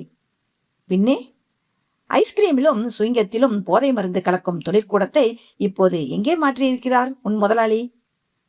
தெரியாது. போதை மருந்துகளை ஸ்டாக் வைக்கும் குடோனை எங்கே மாற்றியிருக்கிறீர்கள்? தெரியாது. நரேந்திரன் துப்பாக்கியை திருப்பி பிடித்து சடார் என்று அவன் முகத்தில் அடித்தான். ராகேஷின் வாயோரம் ரத்தம் கசிந்தது. நீ அடித்தாலும் தெரியாது. படுடா என்றான் நரேந்திரன். அவன் முகத்தை பின்னால் தள்ளி ராகேஷை தரையில் மல்லாத்தி படிக்க வைத்தான். ராகேஷ் குழப்பத்துடன் அவனை பார்த்தான். 2 கைகளையும் இயேசுவை போல விரிடா. ராகேஷ் கைகளை விரித்தான். ஜான், நீ வலது கை, நான் இடது கை. ஜான் சுந்தர் ராகேஷின் வலது கையை பூமியில் அழுத்தி மிதிக்க நரேந்திரன் இடது கையை அழுத்தி மிதித்தான். 1, 2, 3. 2 துப்பாக்கிகளும் ஒரே தருணத்தில் இயங்கின. ராகேஷின் உள்ளங்கைகள் 2லும் 2 பொத்தல்கள். ராகேஷின் உடல் துள்ளியது. இந்த கைகள் எத்தனை கழுத்துக்களை நெரித்திருக்கும். போலீஸிலோ கோர்ட்டிலோ உனக்கு தண்டனை கிடைக்கப் போவதில்லை என்றான் நரேந்திரன். ராகேஷின் கண்களில் வலியால் கண்ணீர் தழும்பியது. அலறலை அடக்கியதில் முகம் சிவந்து போனது. ராகேஷ், பொதுவாக எனக்கு வன்முறையில் ஆசை இல்லை, நம்பிக்கையும் இல்லை. ஆனால் இன்றைய தலைமுறையை போதை பழக்கத்திற்கு அடிமையாக்கும் முயற்சிகளுக்கு நான் பெரும் எதிரி. அதை தடுக்க உன்னை போன்ற நச்சு மனிதனை துப்பாக்கியால் ஜல்லடை போடக்கூட நான் தயார். நரேந்திரன் தானே சுடமாட்டான் என்று நீ நம்பியிருந்தால் இந்த விஷயத்தில் நான் எவ்வளவு சீரியஸாக இருக்கிறேன் என்று புரிய வைப்பதற்காகத்தான் 2 கைகளையும் உபயோகமற்றதாக்கியது. அடுத்தது உன் 2 கண்கள். சொல், போதை மருந்து தொழிற்கூடம் எங்கே? குடோன் எங்கே? ராகேஷ் வலியால் துடித்தான். குபு குபுவென்று பொங்கிய பூமியை நனைக்கும் ரத்தத்தை பார்த்ததும் அவனுக்கு தலை சுற்றியது. சொல்கிறேன் என்றான். மீன்களை பதப்படுத்த சிப்பி நகரின் எல்லையில் கரிகாலனுக்கு ஒரு தொழிற்சாலை இருக்கிறது. அதன் பின்புறம் பெரிய கோடவுன் ஒன்று உபயோகப்படுத்தப்படாமல் இருந்தது. அங்கேதான் 2ம் இப்போது இருக்கின்றன. Very good. நல்ல டாக்டராக உடனே கையை காட்டு. ரொம்ப லேட்டாக போனால் கைகள் உபயோகமில்லாமல் போய்விடும். எப்படியும் ஸ்ரீரங்கை பிடித்து உன்னால் காரை ஓட்ட முடியாது. அதனால் நாங்கள் காரை எடுத்து போகிறோம். நரேந்திரனும் ஜான் சுந்தரும் சரியென திரும்பி ஃபியட் நிறுத்தியிருந்த இடத்தை நோக்கி ஓடினர். ராகேஷ் தடுமாறி எழுந்தான். நெருப்பில் வைத்தது போல் கைகள் பற்றி எரிந்தன. எத்தனை உயிர்களை நெரித்து கொன்ற கைகள் இப்போது இந்த துன்பத்தை தாங்க முடியாமல் எப்படி துடிக்கின்றன. கைகளை பாக்கெட்டுக்குள் நுழைத்து கொண்டு உதவி தேடி ராகேஷ் தோப்பை விட்டு ஓடலானான். அத்தியாயம் 13. என்னது? கரிகாலன் துள்ளி எழுந்தார். புது இடத்தை பற்றி சொல்லிவிட்டாயா? அவர் குரல் கோபத்தில் சீறியது. ஆமாம் என்று ராகேஷின் நடுக்கமான குரல் வந்தது ரிசீவரில். என் 2 கைகளையும் சுட்டு பொசுக்கினான். அந்த பயத்தில் உளறிவிட்டேன். ஜான் சுந்தரும் வந்திருக்கிறான். முட்டாள்! அவர்கள் எங்கே? குடோனுக்குத்தான் போயிருப்பார்கள். ஆஸ்பத்திரிக்கு போய்விட்டு நீயும் அங்கே வந்து சேர். கரிகாலன் ரிசீவரை ஆத்திரத்துடன் வைத்தார். உடனே எடுத்து டயல் செய்தார்.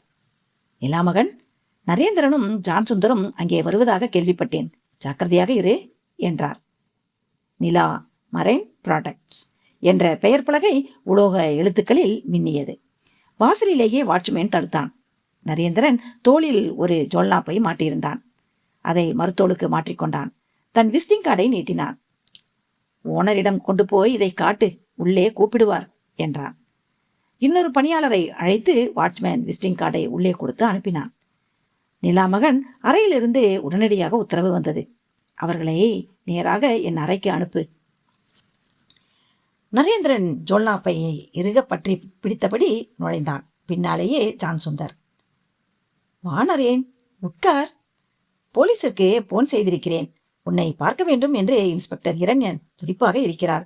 அவர் வரும் வரை இந்த சோபாவில் நிம்மதியாக உட்கார். நீ எப்படியும் வெளியே போக முடியாது என்றான் நிலாமகன்.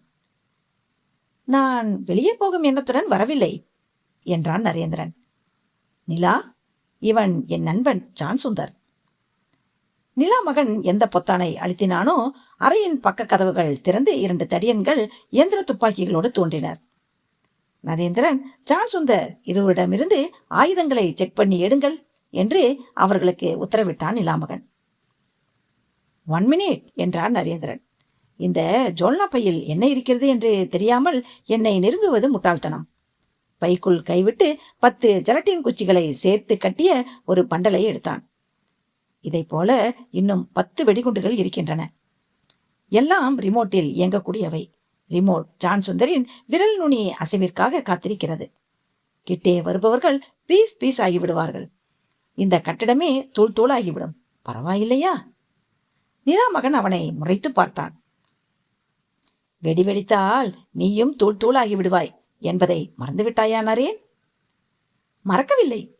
எப்பொழுது உங்கள் கோட்டைக்குள் நுழைந்தேனோ அப்போதே எனக்கு தெரியும் எப்படியும் உயிரோடு திரும்ப போவதில்லை என்று.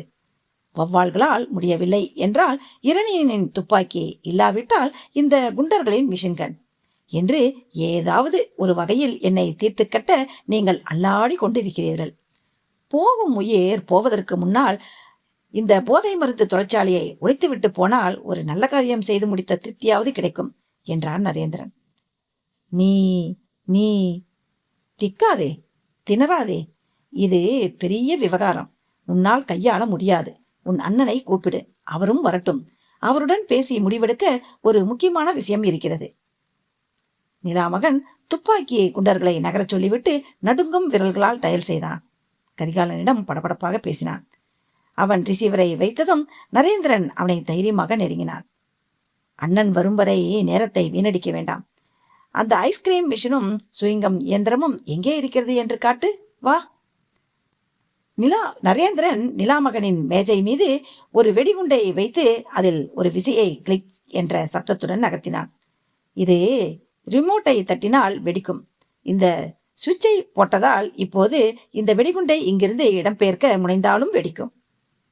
நிலாமகன் அகலமாய் விரிந்த கண்களுடன் அந்த வெடிகுண்டை பார்த்தான்.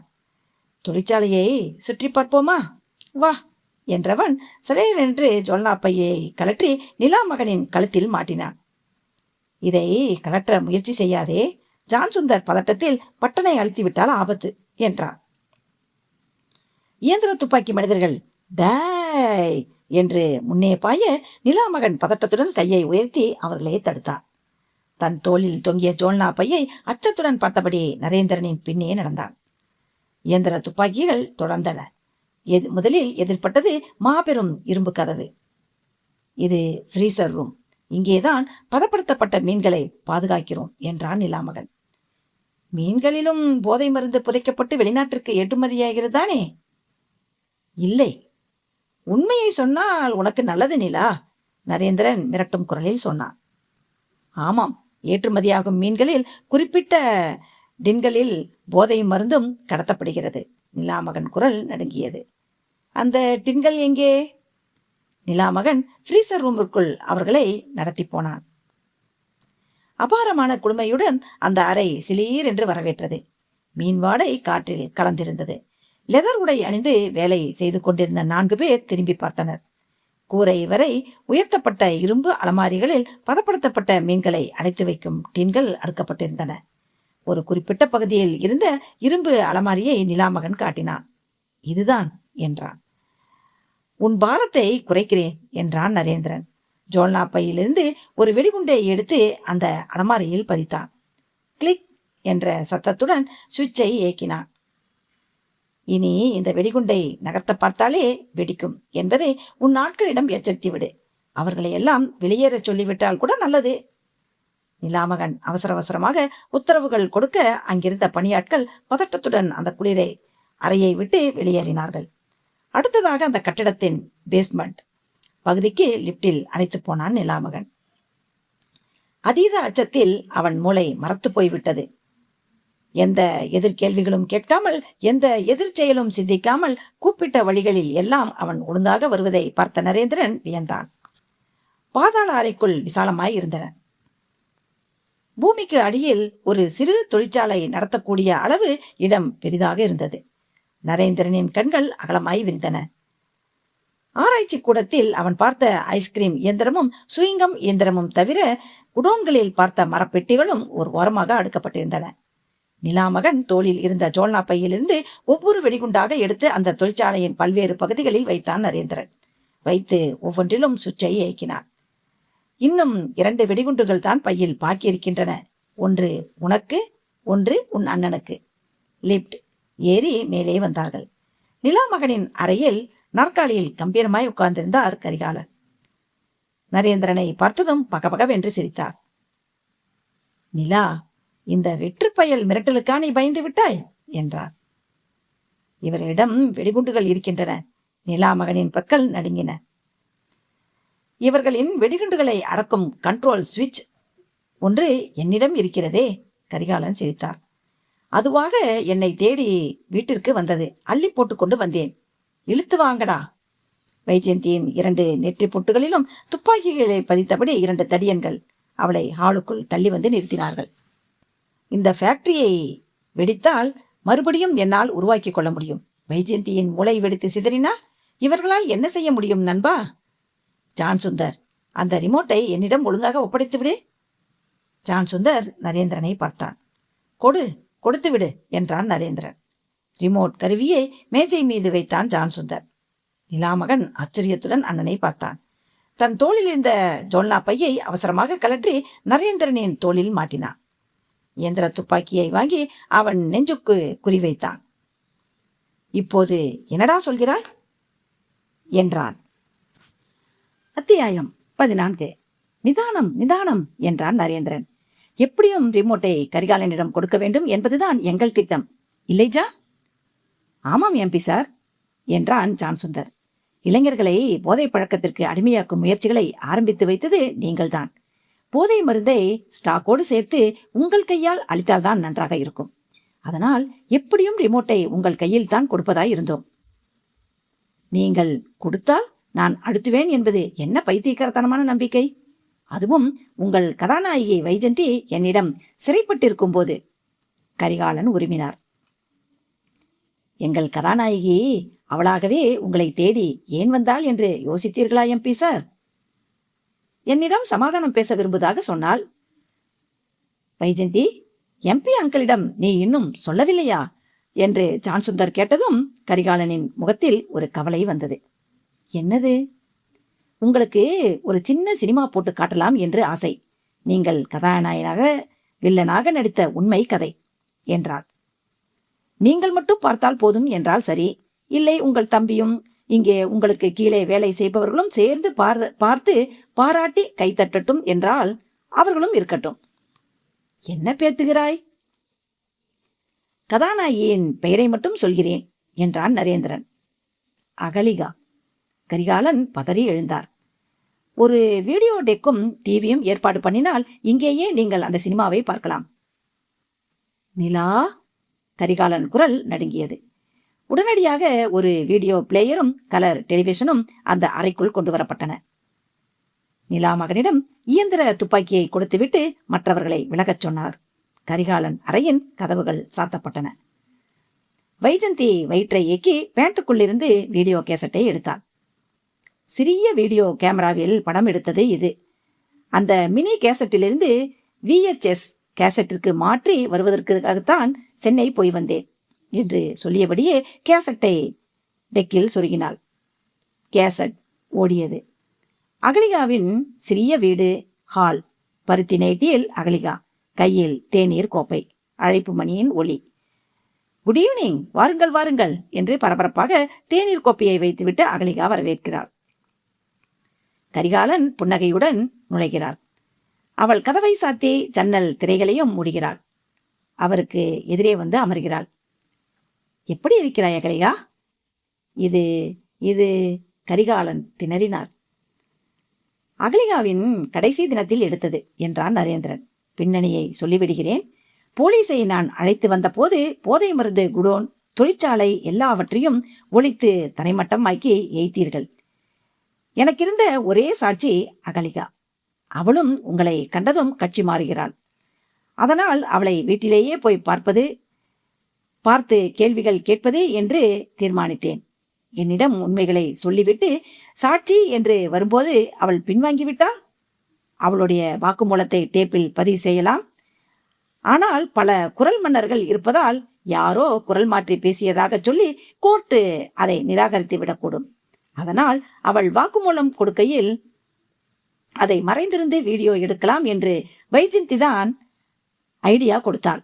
அகலிகாவின் வீட்டிற்குள் ரகசியமாக புகுந்து ஹாலின் அருகே இருந்த மாடிப்படிகளின் இருட்டில் ஒளிந்து அவள் கேமராவோடு காத்திருந்தாள். ஆனால் என்னை எதிர்பார்த்திருந்த அவளுக்கு ஒரு ஆச்சரியமாக, எனக்கு முன்னால் நீங்கள் போய் சேர்ந்தீர்கள்.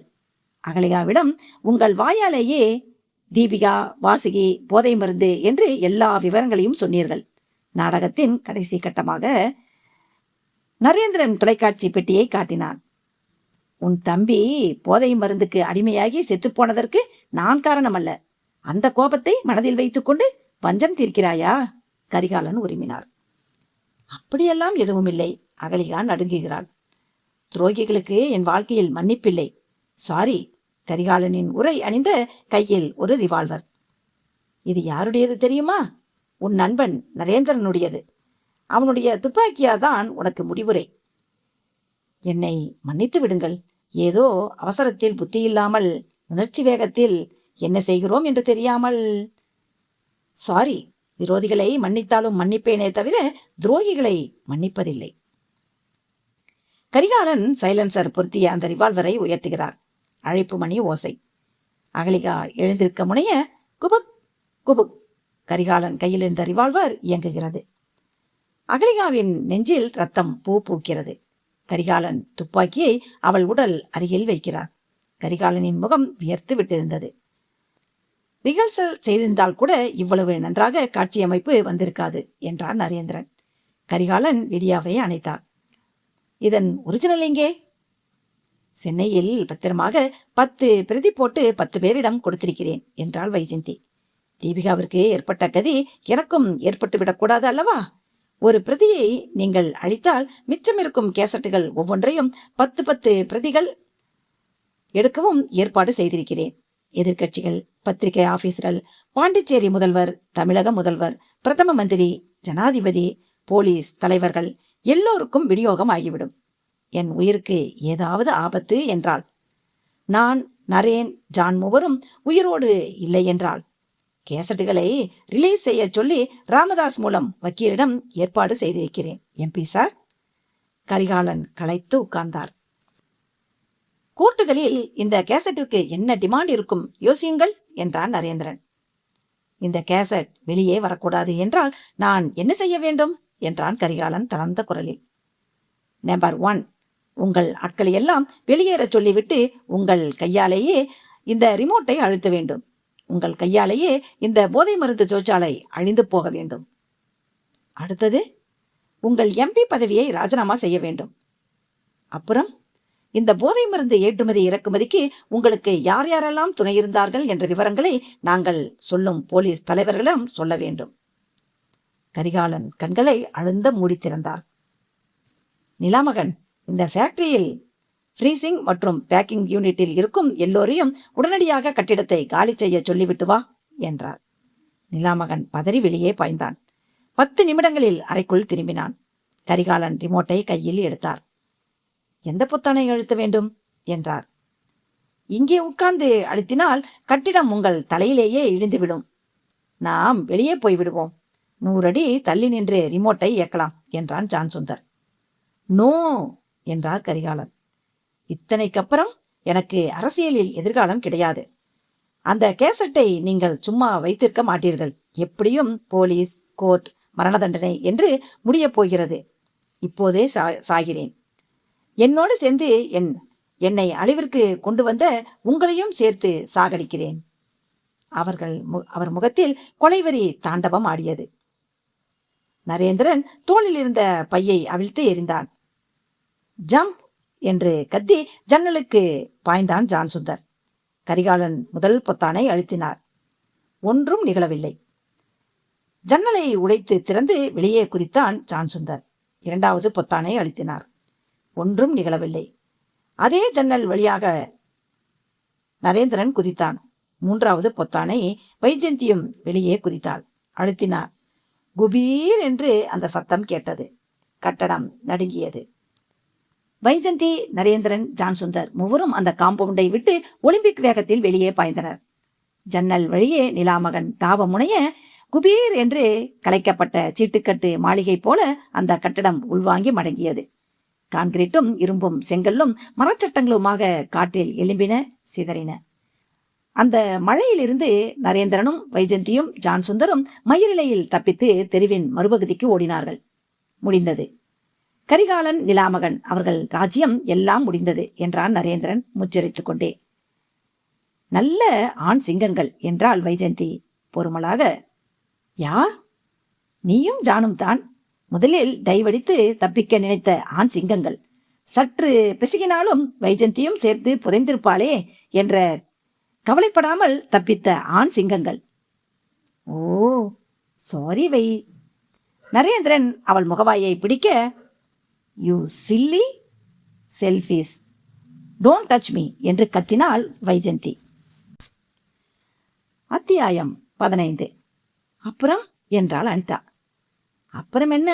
சட்டத்தை நீயே கையில் எடுத்துக்கொள்ளக்கூடாது, அது இது என்று எக்கச்சக்க அட்வைஸுகள் பண்ணினார் போலீஸ் கமிஷனர் என்றான் நரேந்திரன்.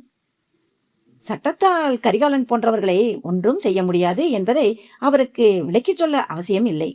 கரிகாலனின் துப்பாக்கி, ஆட்கள், புரொஃபசர், பொன்னரசன் எல்லோரையும் கைது செய்து விட்டார்கள்.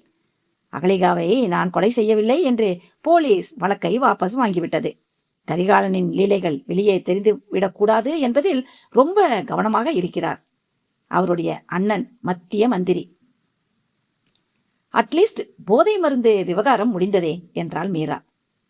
கரிகாலன் குரூப் மூலம் நடந்து வந்த வியாபாரம் க்ளோஸ். ஆனால் அது இன்னும் எவ்வளவு கிளைகள் விரித்திருக்கிறதோ, ஒவ்வொன்றாய் கண்டுபிடித்து களைய வேண்டும். ஆனால் அதையெல்லாம் விட எனக்கு இப்போது முக்கியமான வேலை ஒன்று இருக்கிறது. என்ன?